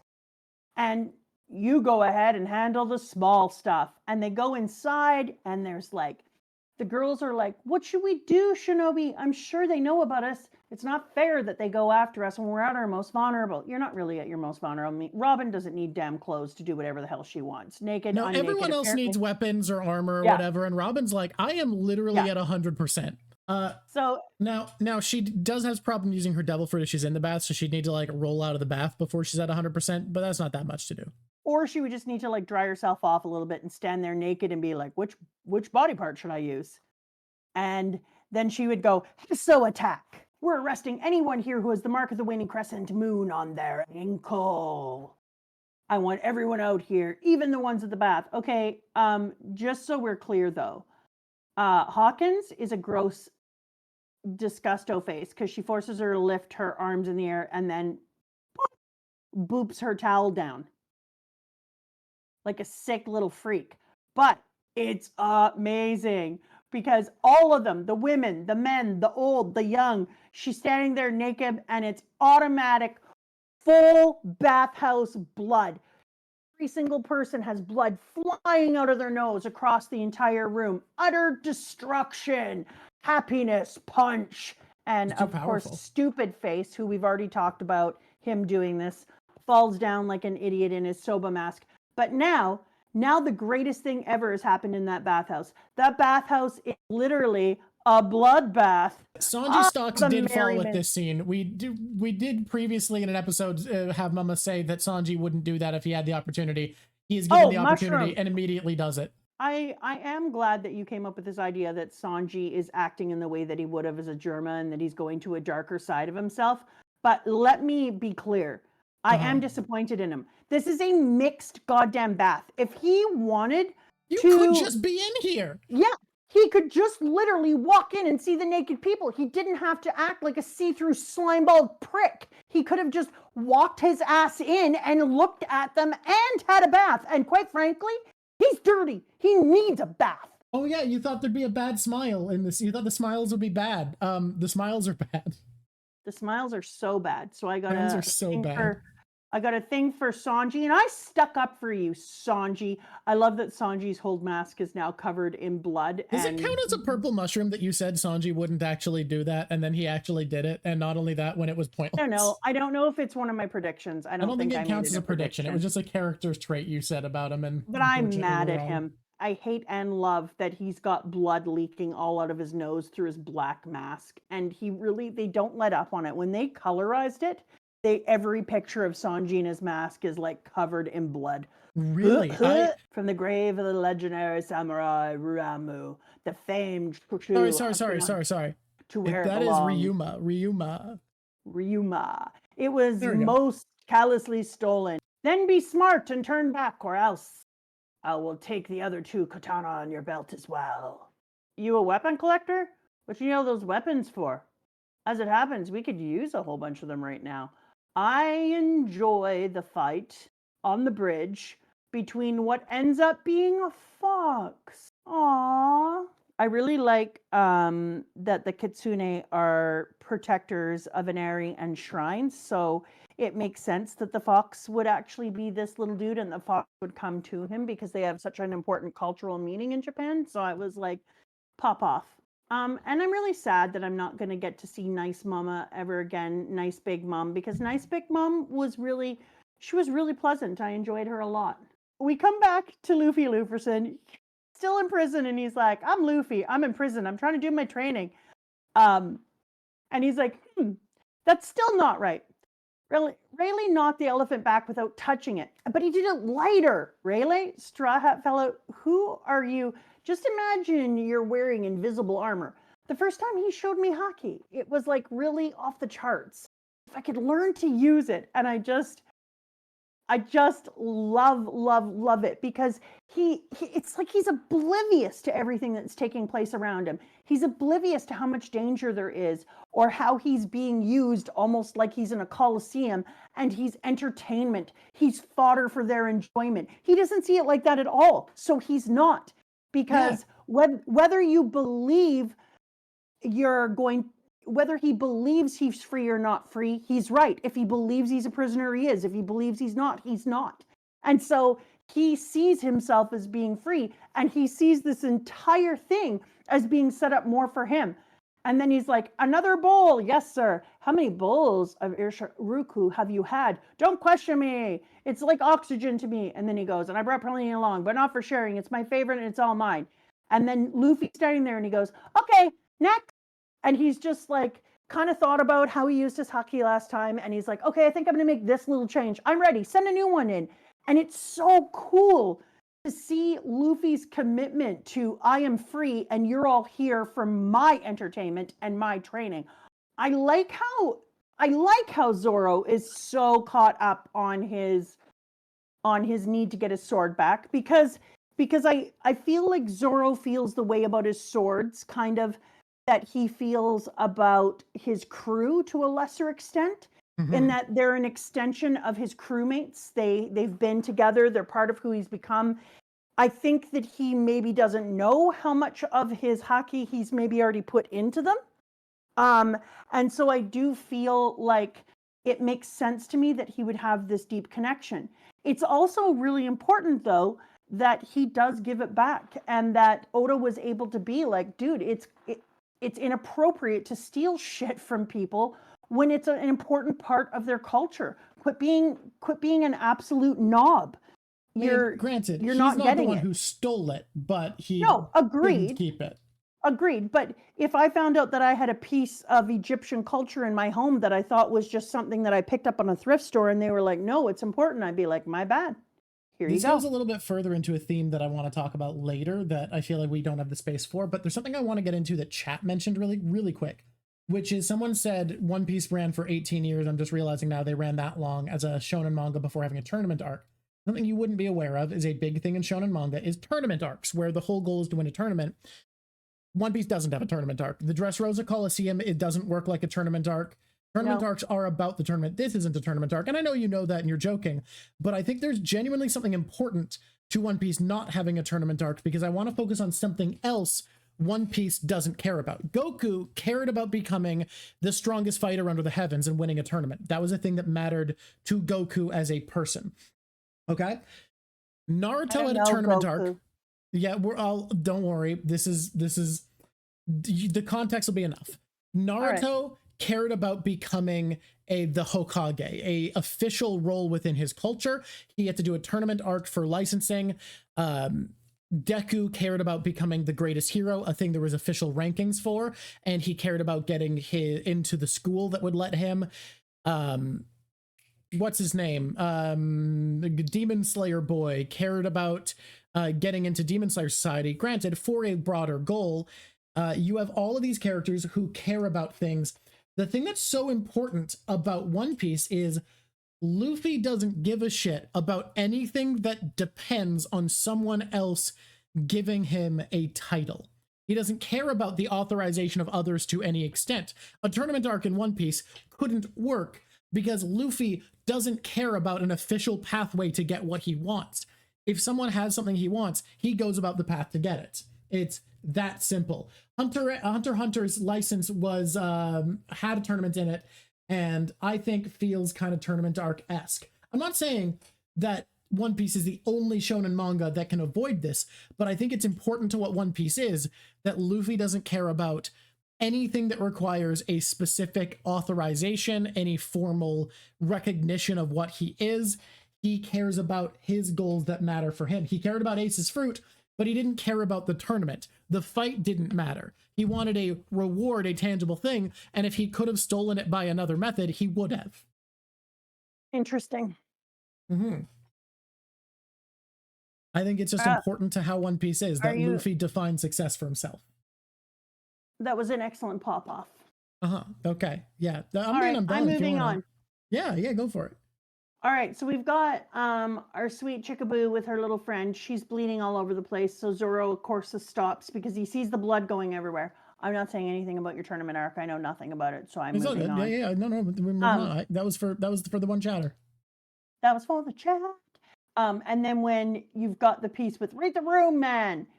You and I were in the midst of a duel. I know. I'll get to you. Jeez. And then we got You're the criminal Zoro, yes? Why are you protecting those women? Kamazu, the manslayer, wanted man in the flower capital. And they have their big ass fight here. I was like, I don't know what this is going on to. Kamazu the manslayer is fine. He's a good character. I like him as his other character more, but whatever. I like that the way that Zoro takes the hit is by putting it inside of him and then contracting his muscles and holding it in him so that he can win. Pretty good battle. As far as battles go, if you're going to do something, holding the blade in you so that you can win is not terrible. Pretty good. It's important to do it in front of the guardian of weapons because it showed such mass integrity. You stopped what you were doing, stopped the fight that you were having to get back your sword in order to care for two people who came and were unable to fight on their own behalf. And then B, you were able and willing to take a huge hit for something in order to make sure that they won. And I think that that was a really important thing to do in front of the Guardian so that the Guardian was able to see the character of Zoro. Here's my question.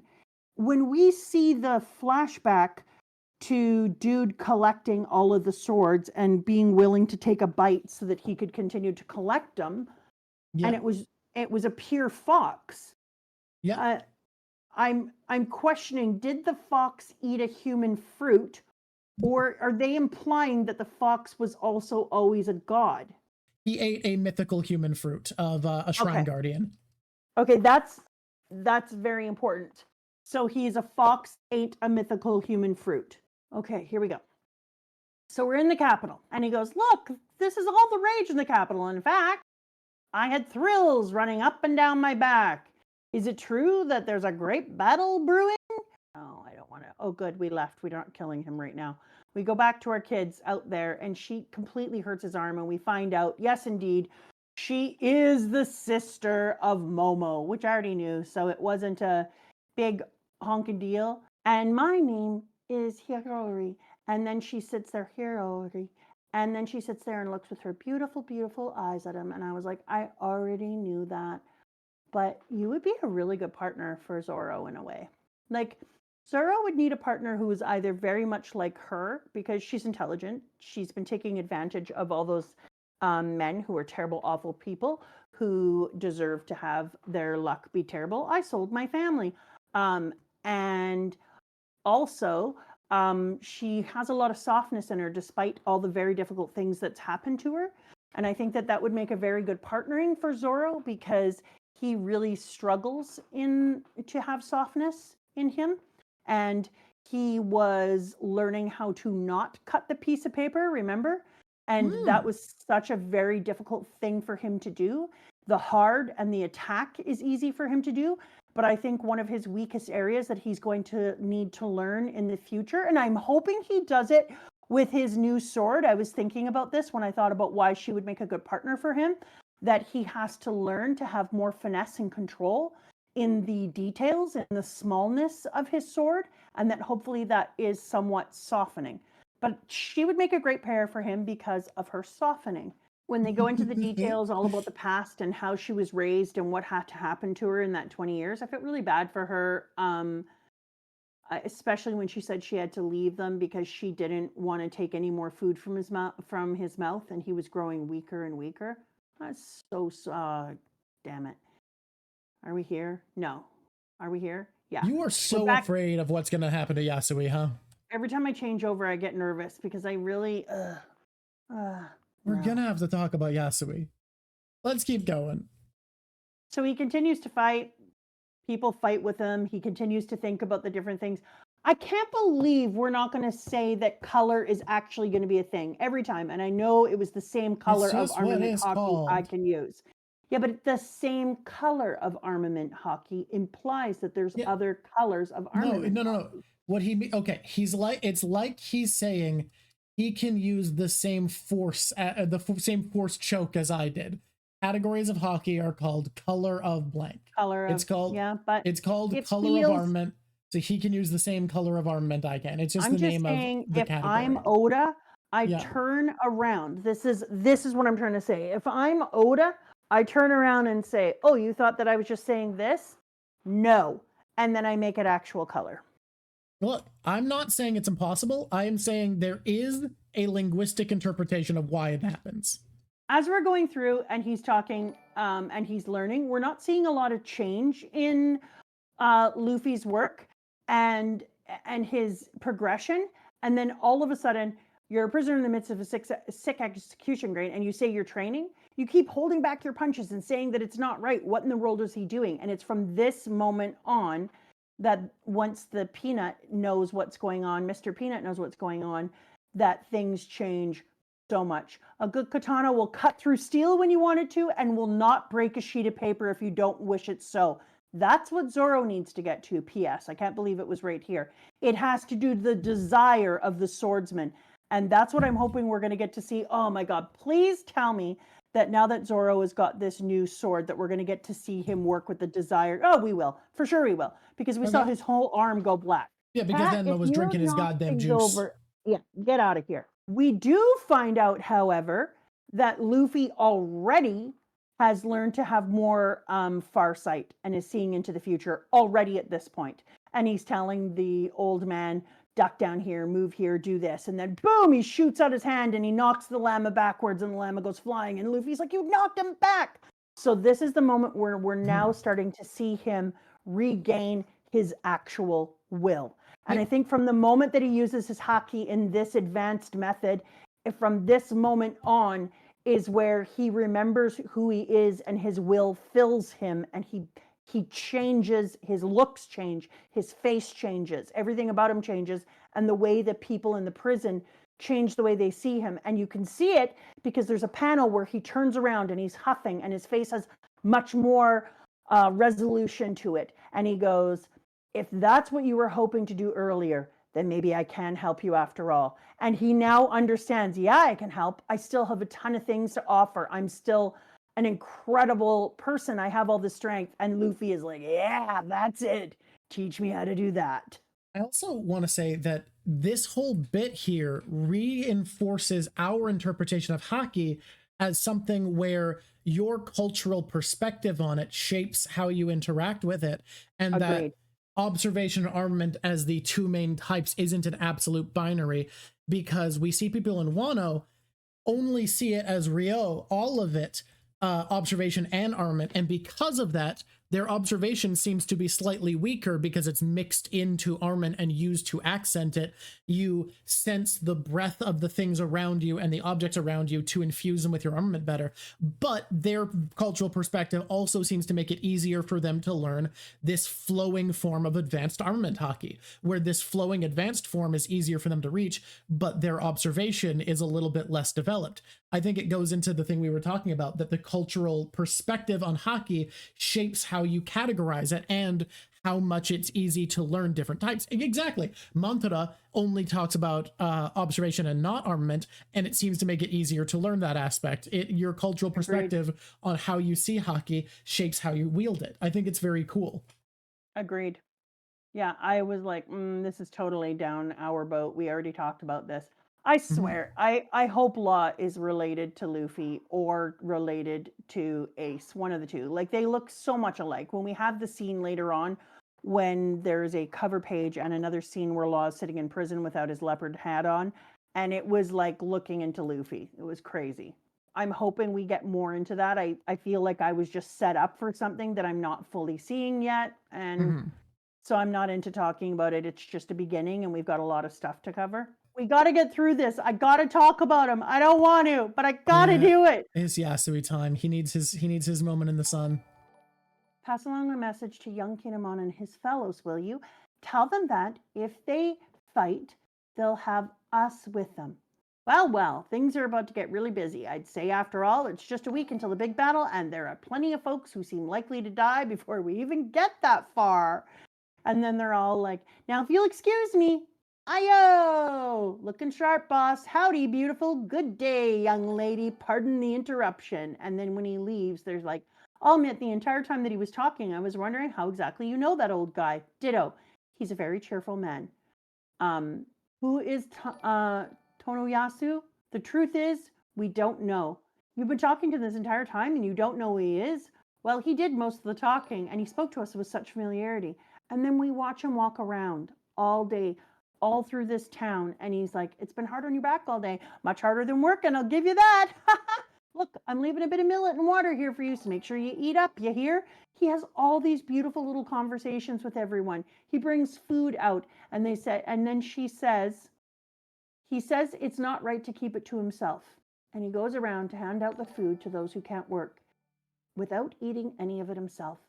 His face and stature may look foolish, but he's been beloved fixture around here for years and years. He is our saint. Hi there, YouTube. Welcome. Yeah, Drop. I am welcome. I don't know if you heard of me, but if you haven't, this is an awkward moment between us. That'd be weird if I showed up here and I was here and I didn't know who you were. Yeah, that's me. If you're here now, I have a suggestion. I think you've been here this long. You've watched us before. It's time to subscribe. You are right. We've talked to each other a long time. I know you've been here because I've seen you. You've sometimes pressed a like, but sometimes you don't. That's weird. That's on you, whatever. But it's time to subscribe. And so why don't you just press the subscription button, get the announcements, do us a solid, press the like, ring the bell, and maybe stick around. And every once in a while, if you want to see all the unhinged sections of this talk, then you need to come to the Twitch stream where it is fully unhinged all the time. I have a second message. Oh, that's wonderful. Yo, what's up? It's me, Mama Drock. Welcome to the His House. Here we go. Smack that subscription button and press that like. Send a shout out. Yo. Here's what we are. We are completely normal human beings rocking out full time in the Twitcherverse. Be us, be now, be there, do you. Somebody asked in one of the things how they can send us a letter. So right now, here, editors, that's our address. If you want to send us anything, you see that address on the screen, the way it's dancing around with those rabbits all over it and the flowers that are blooming.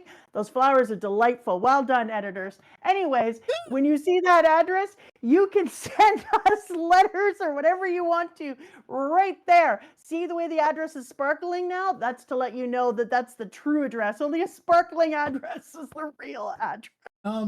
That's all I have to say. Oh, yeah. Also, we have decided that if we reach, was it 100,000? I do. Yes. For which one? Okay. If it reaches 50,000, Drock is going to do a whole cosplay thing. If Maybe it Marco. reaches 100,000, Drock and I are going to do a live stream tattoo from about One Piece. Oh yeah, we're gonna get a One Piece shared tattoo to celebrate 100,000 subs when we get there.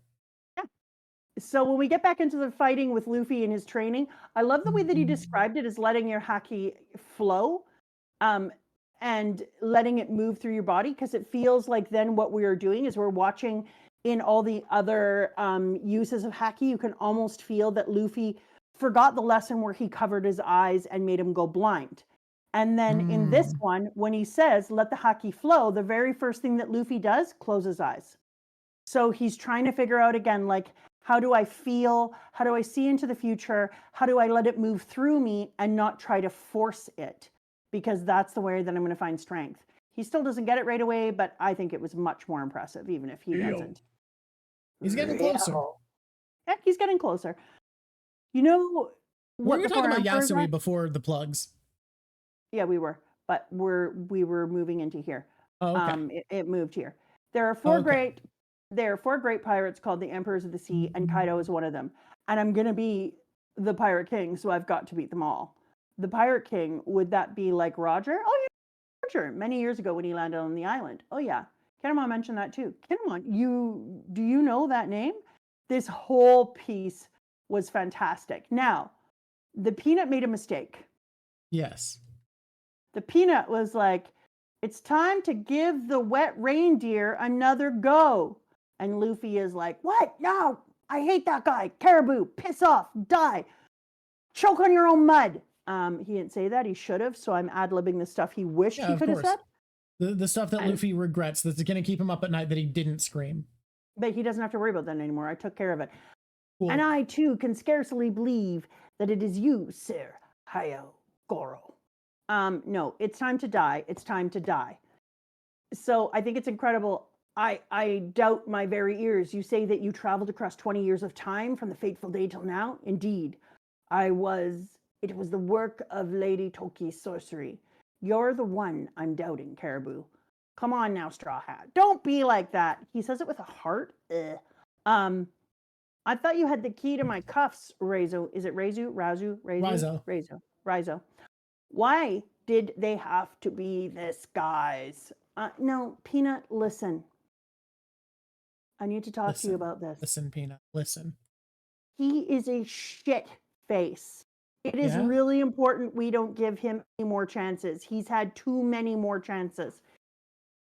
Too many more. Remember that time when the old lady was nice to him? Yeah. I hated that. And then Diaz Drake kicked his ass?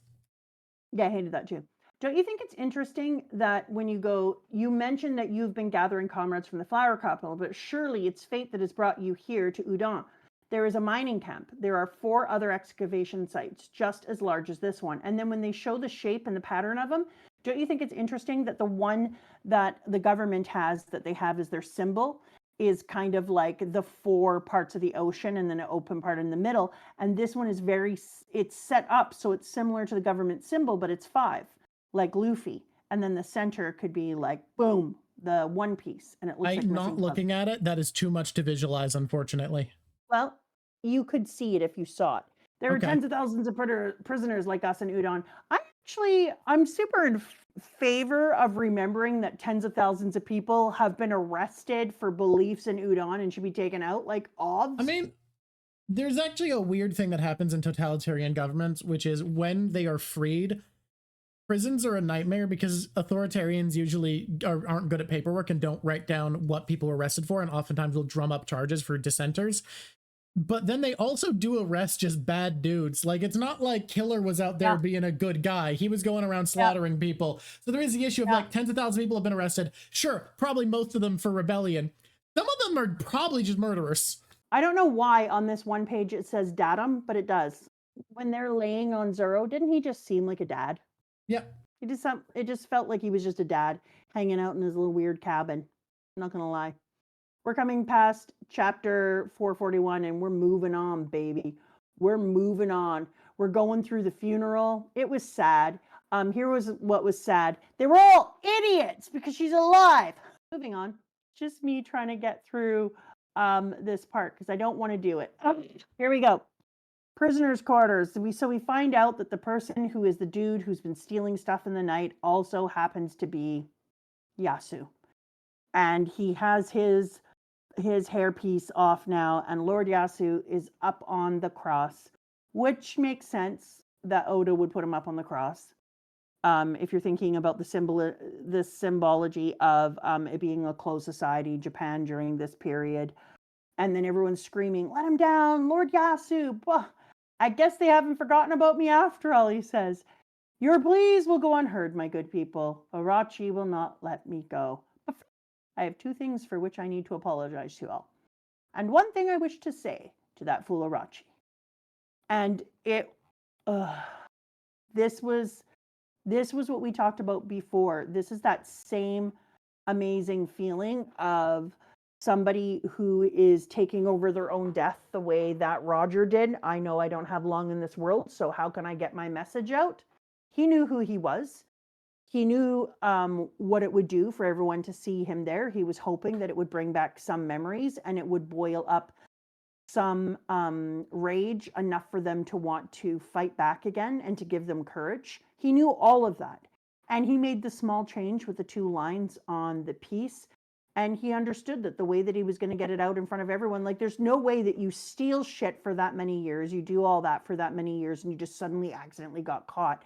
I think that it was a very intentional piece. And I appreciated him doing that because he said to himself, with the time limitations that we have left, what is the greatest way that I can possibly do this? And he was probably right. And I'm not going to second guess him because he gave up his life. It was really incredible to see who he used to be as a leader in another one of those One Piece biologies where he shrunk down by getting old and hiding around. And to see that he used to be a man who didn't smile at all and was a fierce samurai in Wano. And then to see the juxtaposition between what he became on behalf of his daughter and his people. So he stands up there and he lets them know for his terrible past crimes of leading an army rebellion against the shogun Orochi. He is hereby sentenced to death and disgrace alongside the Arin Kamirasaki. And then he does this whole thing live. I'm so sorry to have lied to you. I am not the hero that you think I am. It would seem that this man is a more inspirational figure than we knew. So they made a massive mistake, which is amazing.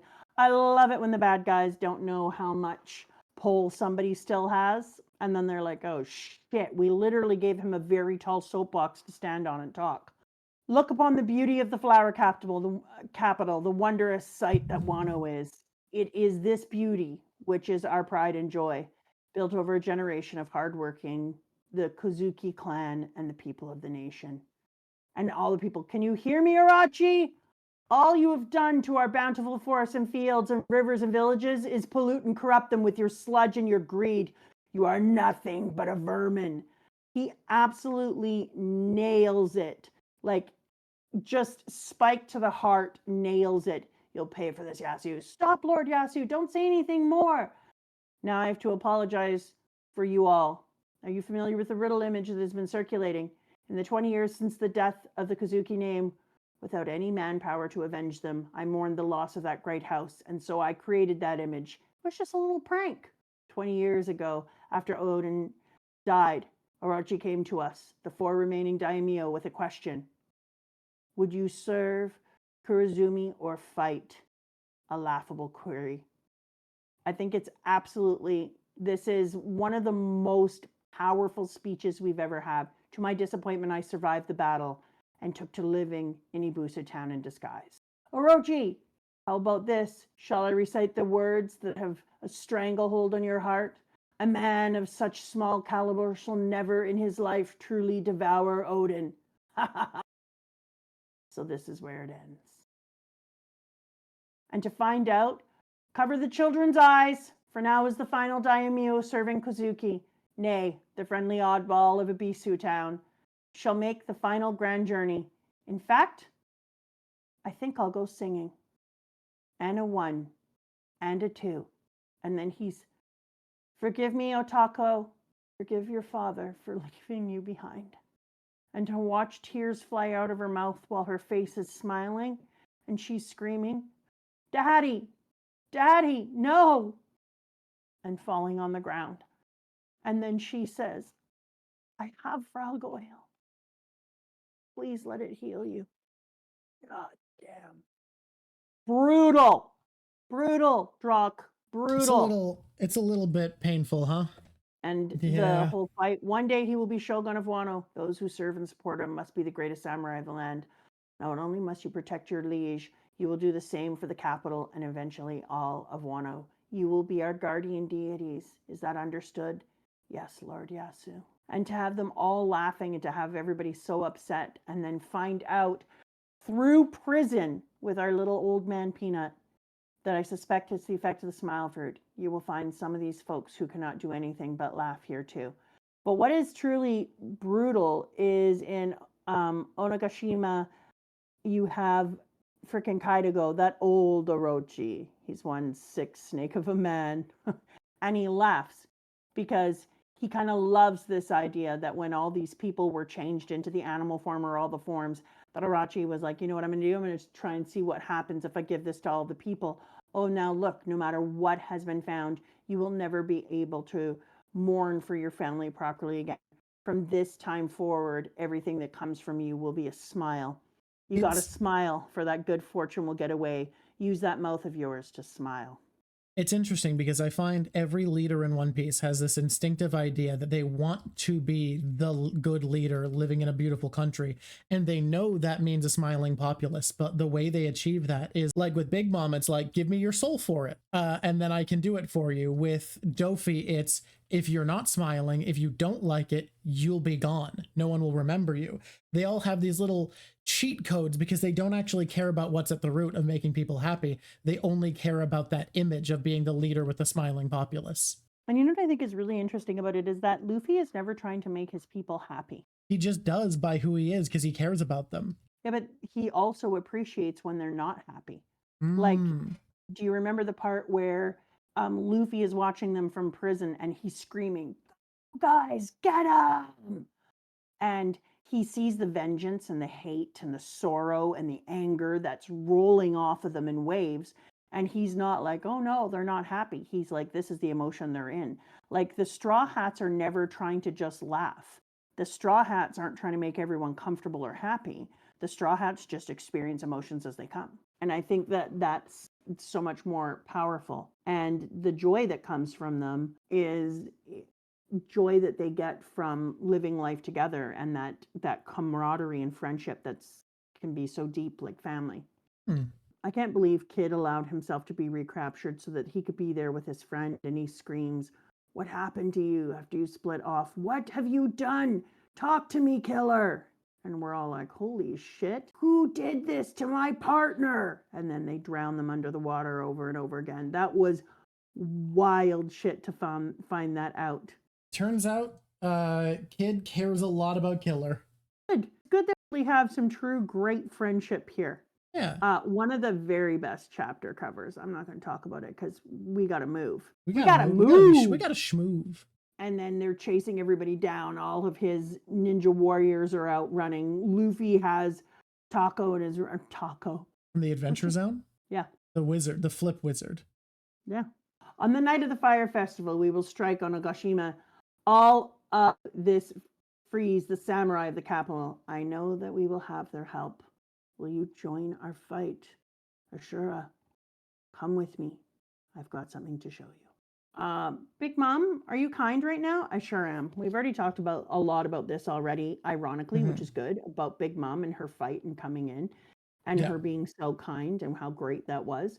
And how it also gave the opportunity for Luffy to realize, which we've already talked about, that he had the capability, just like Rayleigh did. And so it was good for him to know this, that just like Rayleigh, you are able to break these collars off. You don't have to live within this moment. And finding out that Bigmom was capable of controlling herself and that her hunger pangs didn't need to be what they were. So that also talks more about will. She has turned herself into being the person that she is, who goes on a crazy hunger pang strike. Because why is she so angry in this one? Because she intended to give food to everyone. Yep. And so her hunger pangs doesn't need to be the way that they are. It's about her will. I wanted everyone to have the Oshiruko. And so that's a different kind of hunger pang. She wanted some, but she also wanted to give it to others. So she decided who she was. So it's a great reminder. People design themselves, that you can go through things, but it's how you react to them that they're saying within here. And he screams, damn it, I'm not going to let you die, and breaks the things off. Even he's a little proud of himself. But here is my favorite in this part is when he says, I don't believe he just used. Did you dodge me again? We got to scram, Gramps. Straw Hat Fellow, quickly now, before you forget that feeling, protect me. What do you mean? Let's run. It is in the midst of danger that power truly blossoms. Are you crazy, this training? If I mess up, you're going to die. I know that. Then come, Emperor of the Sea. Oh, baby. Hyogoro is such a good teacher. Oh, that's so good. And he gets hit, and they do fly through the wall, and Luffy is like, oh, I didn't do a good enough job. And he's like, are you kidding me? We're alive. That's why. Alive. Did you see the thing that just punched us? Yeah. How are we alive? It would take several hundred tons falling out of the sky to put a stop to her. Exactly. I also think it was funny when Queen jumps off and is like, oh, I'm totally going to kill her. Brachio bomber. And you're like, that's not going to work. As soon as he landed on her head, I was like, shit. Honestly, it worked more than I would expect it to, but it makes sense because this is just Big Mom natural strength. This isn't her with all of her training and will and drive baked in. Agreed, because she doesn't have the different type of will that she normally has. And when he finds out that she was the wrong person and she was herself again from the hit and wraps her all up, I'm like, yeah, that is exactly what you should do, my friend. If you have Charlotte Linlin briefly unconscious, take advantage of that moment and tie her up in sea stone chains. You need to get your ass out of here. So it was amazing when they were like, gate check, all closed, sir. Snail check, still not in operational. Udon seems to be completely isolated. And if something happens, we may have no way of alerting anyone. And then Luffy starts stretching. So I get to fight all I want. What? Who said that? It won't be quite as exciting without Big Mom or Balloon Man. Oh, right. He's still free. And then Luffy does the hand into the fist. I've always been free. And now this place is mine. Oh!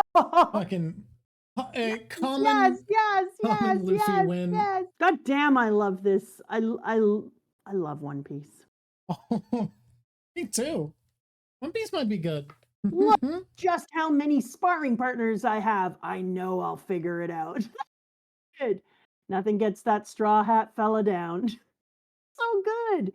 And then what happens? We bring out the virus and you're like, ah, shit. Well, that's going to change things. People are getting sick and it's communicable.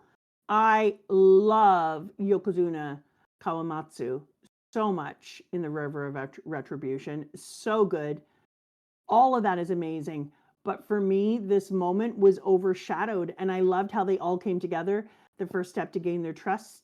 We are not mere ghosts and memories. We need to fight. And I love how they start fighting. But then the plague, when the plague really gets going and the fear gets back into their heart and they shoot them with playgrounds.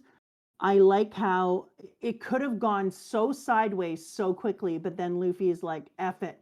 And just rounds them all up and squeezes them together. And is like, stop, all of you. What the?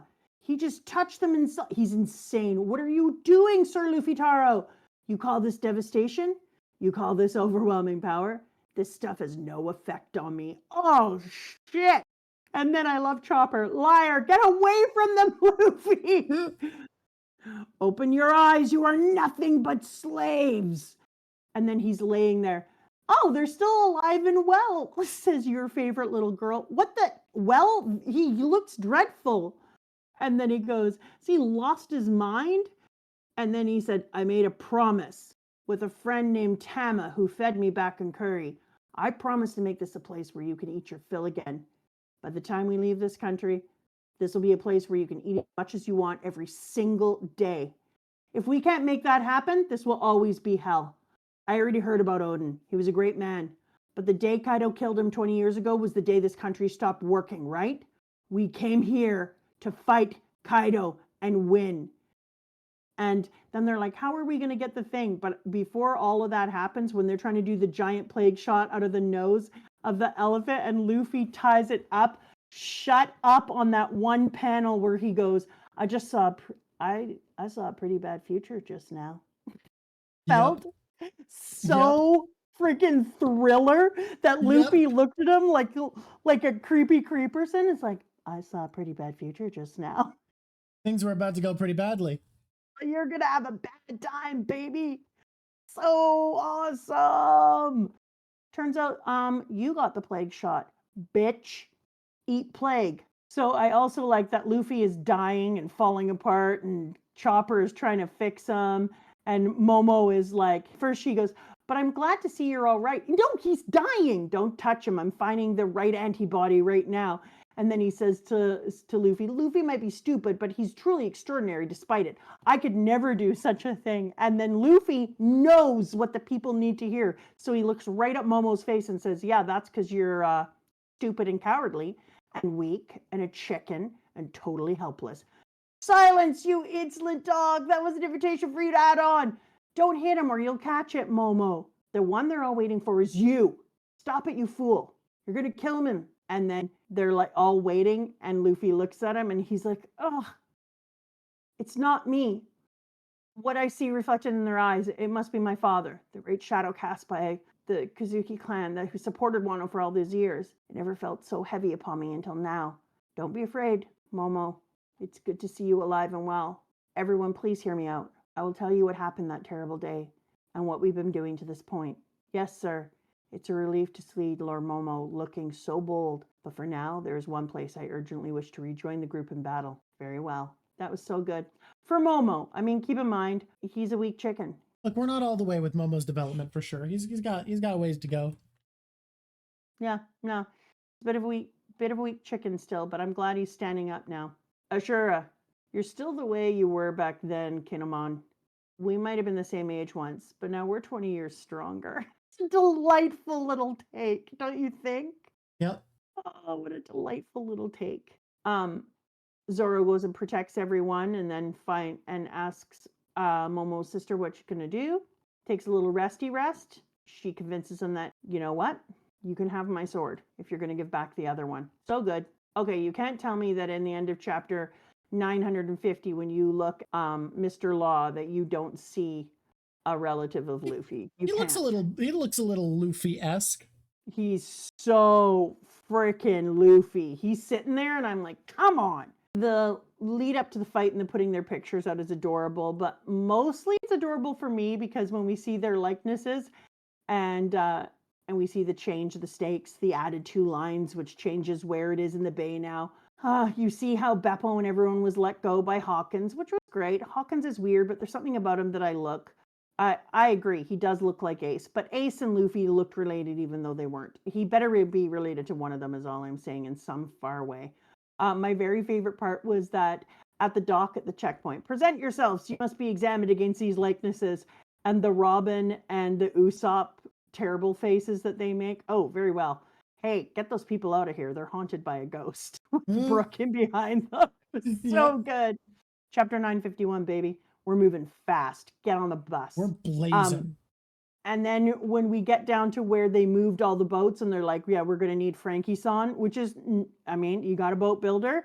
That baby is going to move you fast through those and fix them up. And we're very, very grateful. And I was like, thank God that in the past, somebody cared enough to get those ships around the outside. Do you remember when we were talking before? Because we get on the boat and he's like, I'm serious, take Big Mom out of the chains. But do you remember when we were talking before about when will we next see the split in the sky? I think it's interesting that the next time we see the split in the sky is in the fight between Big Mom and Kaido.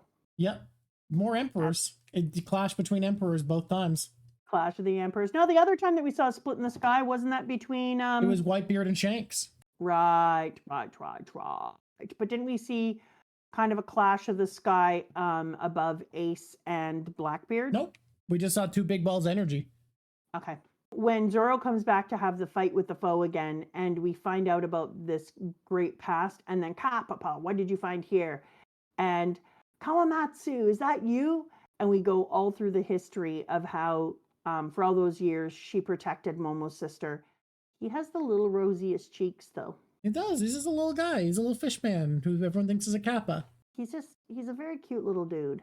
Yeah, that's true. Wait, we've gone back into the prison. Okay. He's back to being healthy in the start of the show. And there's Luffy. Let's do this, people. And then we've got the blood writing. Omasa, the split hat, and Ocha, the bottle gourd, and Snake Eyes Yatape.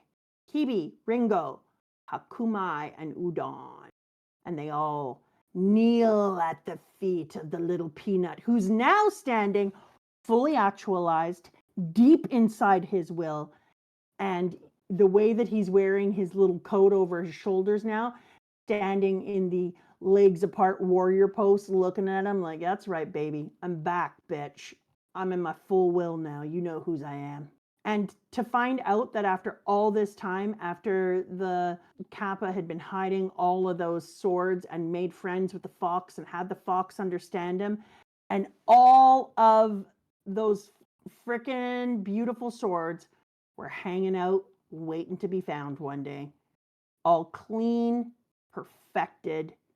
That fox better not die PPSS. Okay, you, Mama Drock, would be upset if the fox died? I know how I am with animals, but in this case, I'm going to make an exception. I'd be really upset if that fox died. My very favorite panel, book 95, got the 4 emperors around the outside where they belong, and Luffy in the center, being the sun god. Rock it out, biatch. I see you. I see the sun buttons on you. Yeah, I do, baby. Yeah, I do. We're on chapter 954, people. I don't know if you've heard this, but we need to be. The very first time I read and was given Enma, I added an I to it, and I was like, the sword's name is Enema? Hey, believe it or not, it's not. I don't know what to tell you. Sometimes you read things. What happened to your alliance between you, Kid, and Apu? Says Ace to Hawkins on the ground. Is Ace? Or sorry, not Ace. It's not Ace. When did Ace get here? I loved this part. We were tricked and betrayed. Scratchman Apu was in Kaido's employee all along. That monster Kaido said to us, I cannot imagine Kid will ever submit. He will die. And he's totally cut in half, because I don't know if you know this about my friend-in-law. He can just cut people in half. That is an ability of his, yeah. They tell the rest of his crew, do this or do that, or your captain dies, and they become Orochi's pawns. The 4 emperors are different creatures from you and I. Ordinary logic doesn't apply to them. If letting me walk is part of your plot, then consider me a willing participant. 6 days until the raid. And then it just shows Luffy training and training and training and training and he's pounding the steel like it's gelatin, and he's still not happy. 5 days to the raid. Weapons prep team in Udon, katana retrieval team with Ringo, Yakuza rousing team, Kibi, and they're all just going around getting all the shit ready. And I was actually feeling deep, deep hopefulness. I want you to know this. Yeah. Like deep, deep hopefulness. Incidentally, there are actually 2 methods of entering the land of Wano. That was really similar. The land of Wano was similar to the way that we get up on top of the red line. A little bit, yeah. Except for the red line had an outside elevator rather than getting to actually protect your ship too in a protected harbor, right? So that's kind of a nice little bonus. Scratchman, do you still love Scratchman despite the fact that he's clearly an asshat? Oh yeah, I think he's great. Okay, excellent. Who would suspect that you would have Kaido and Big Mom decide to team up to rule the world? And they don't want to be the Pirate King. F that bees. They want to just take over, the world. I mean, that's basically the same. It's fascinating to me that they decide to take over the world, and they made a very big mistake in getting rid of all the 7 warlords, because now you've got who are you going to partner up with? Are you going to go beg Red Hair Shanks? Who else are you going to talk to? Who you think you're going to talk to? You think Blackbeard gives any shits from Cheyenne about you? No. Who are you going to talk to? So I wonder if they're going to have to partner up with Luffy. The world government?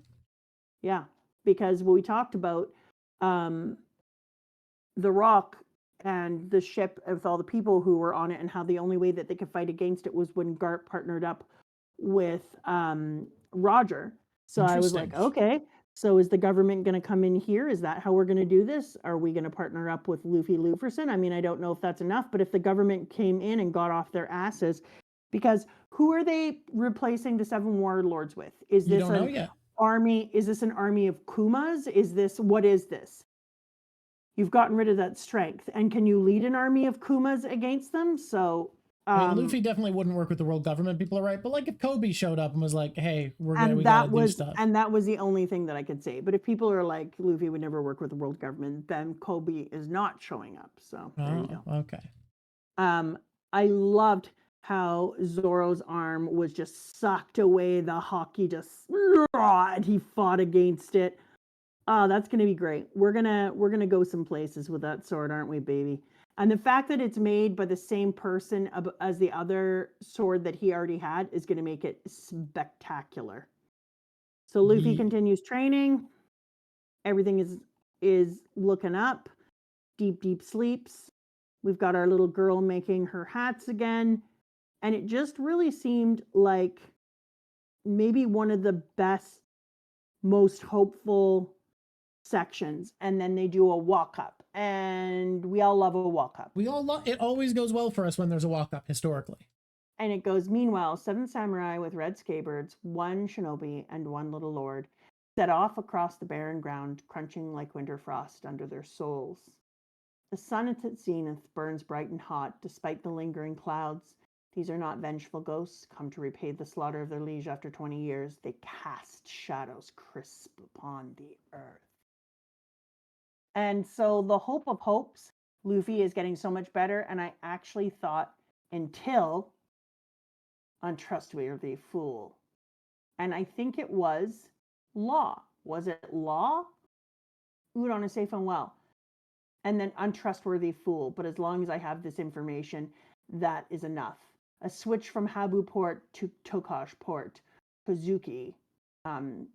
Hayora still alive somewhere in the north. And then Law is walking away. And we don't know if it was Law that gave the information. But that is the thing that it's looking like it was.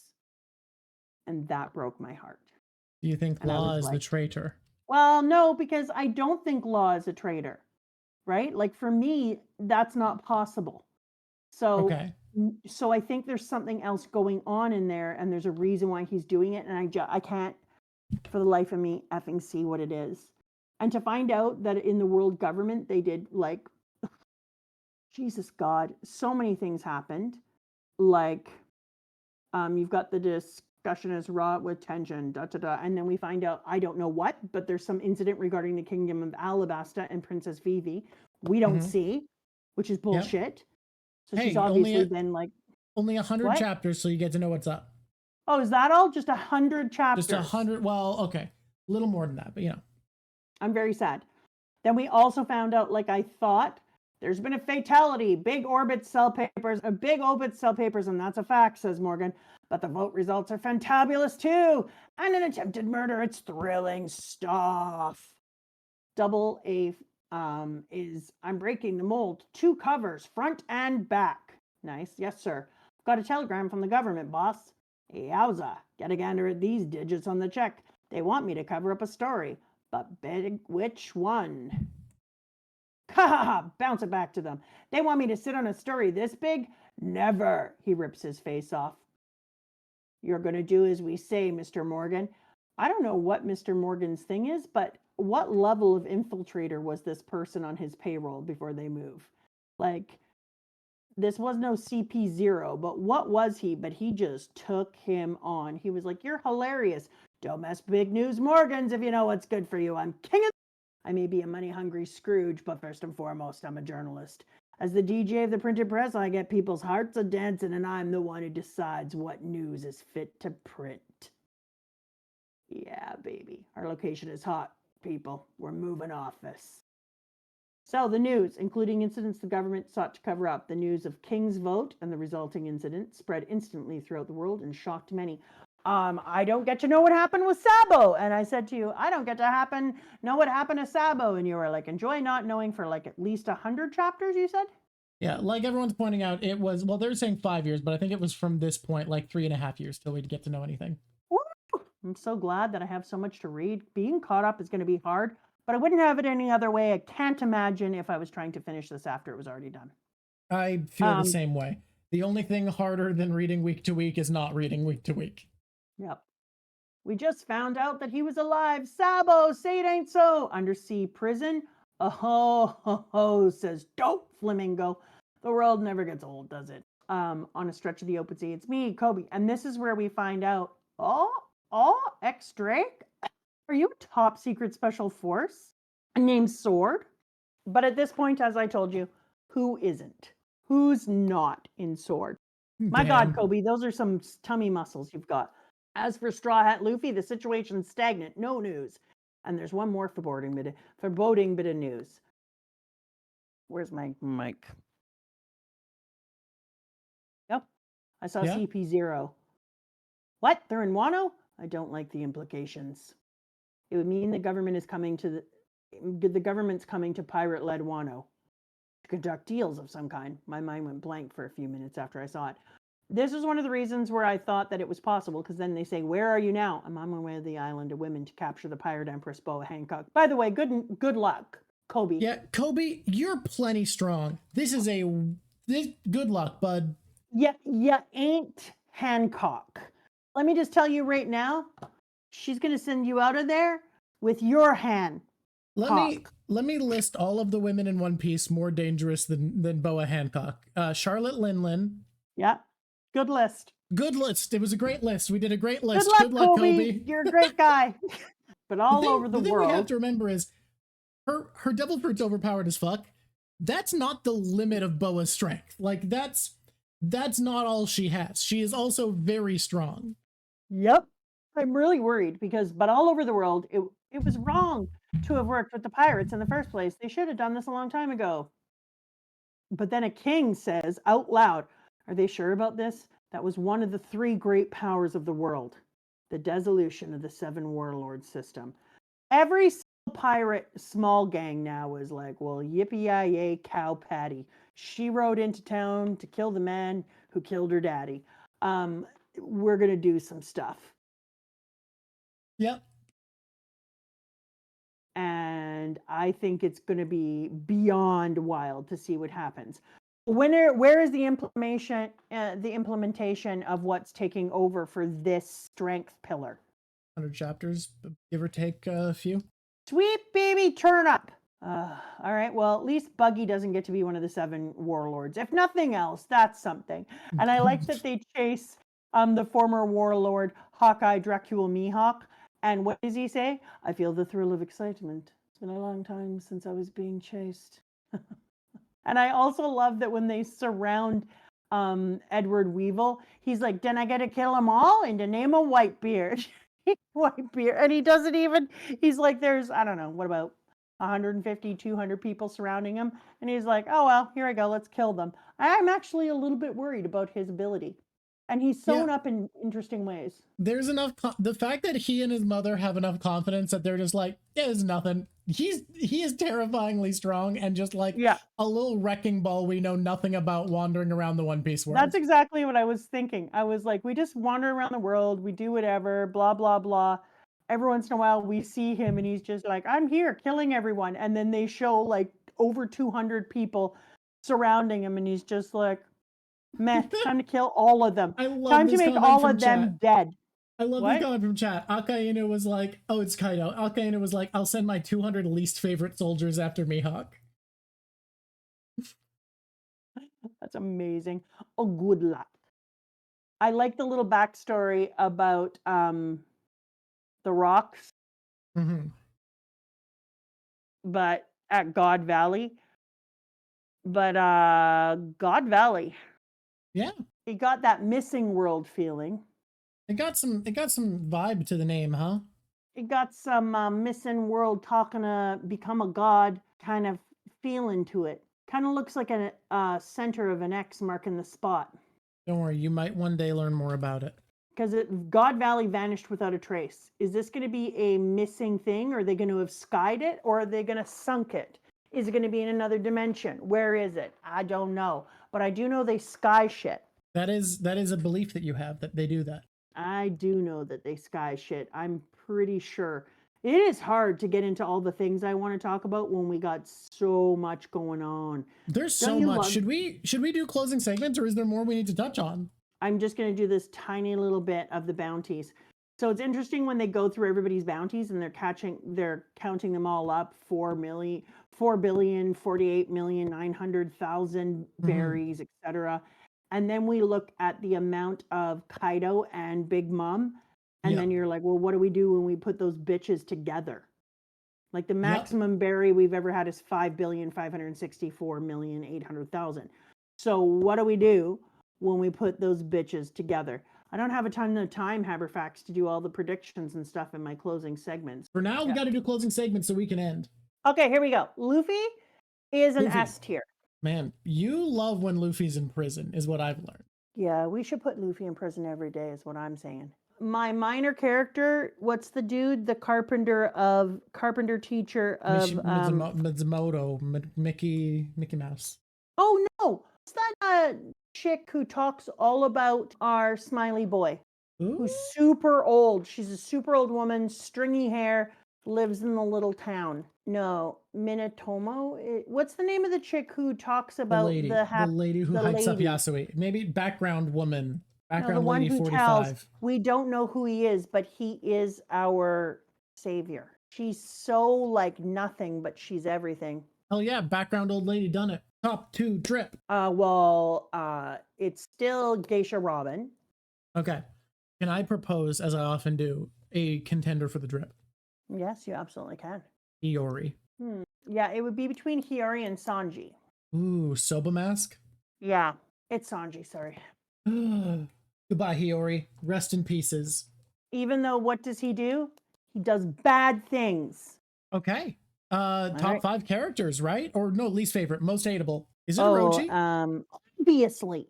Yeah, Orochi is the worst. Yeah, that's him. That's him. It him. And now we have finally the top 5 characters of the arc for Wano Act 2. Number 1 is my little smiley boy. Little smiley boy? Yeah. Okay. Who gives his life, Yasuie, who gives his life for his country. Yasuie absolutely deserves it. I respect this. Number 2, for me, for enjoyment level, is my little peanut man. Hyogoro? Little peanut man it is. Number 5, Yeah. Naked Nami. Specifically, Naked Nami.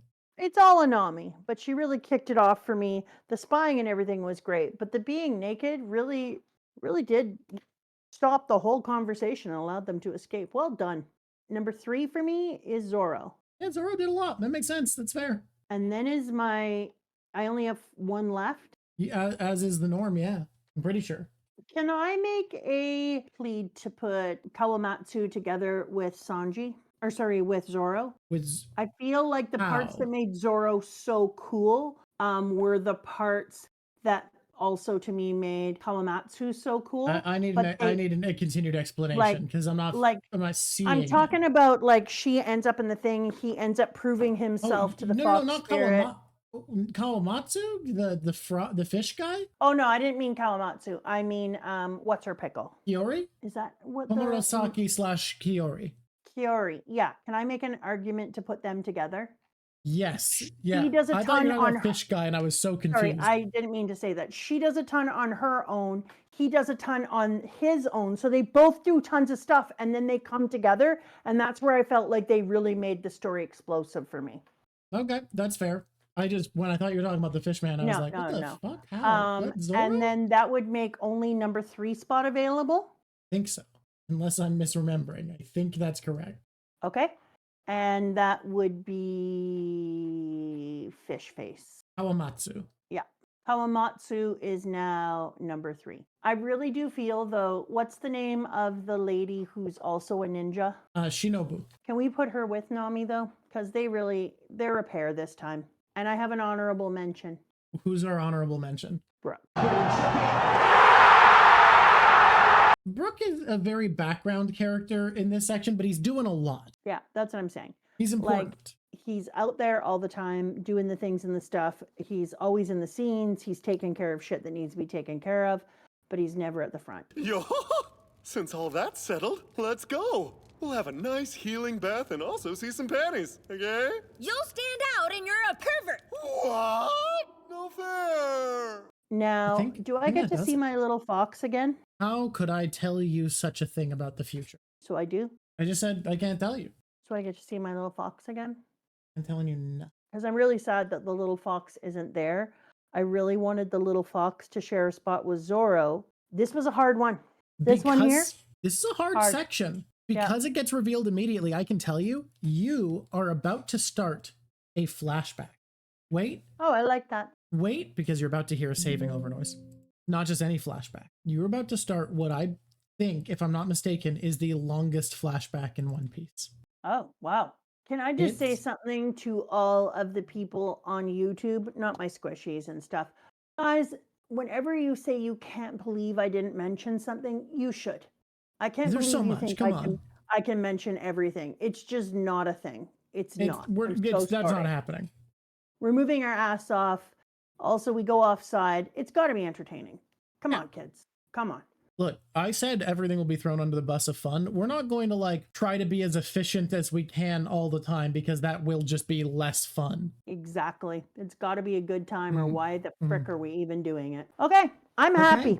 I'm happy in my heart. Oh, I forgot to talk about this moment I chose. They go there and they're waiting to see their entire fleet and all the people that are supposed to be there. They have everything in order. And then this heartbreaking wild ocean, no people. Please tell me this. Oh God, it crushed my soul. I can't even believe it stopped there. It's brutal. So yeah, it's just brutal. absolutely the most brutal thing to see the hearts break of these people who have waited for so long to have justice and to pull people out of the poverty and pain they're in. It was so sad. Everybody, thank you so much for being here. We love having you. I'm so excited for the rest of Wano. This arc is my favorite. I'm so thrilled to get through it. Being reminded of all the early parts that I've kind of forgotten a lot of the details of has been so much fun. Squish on, squishies. Everybody, until next time, it's been lovely talking to you.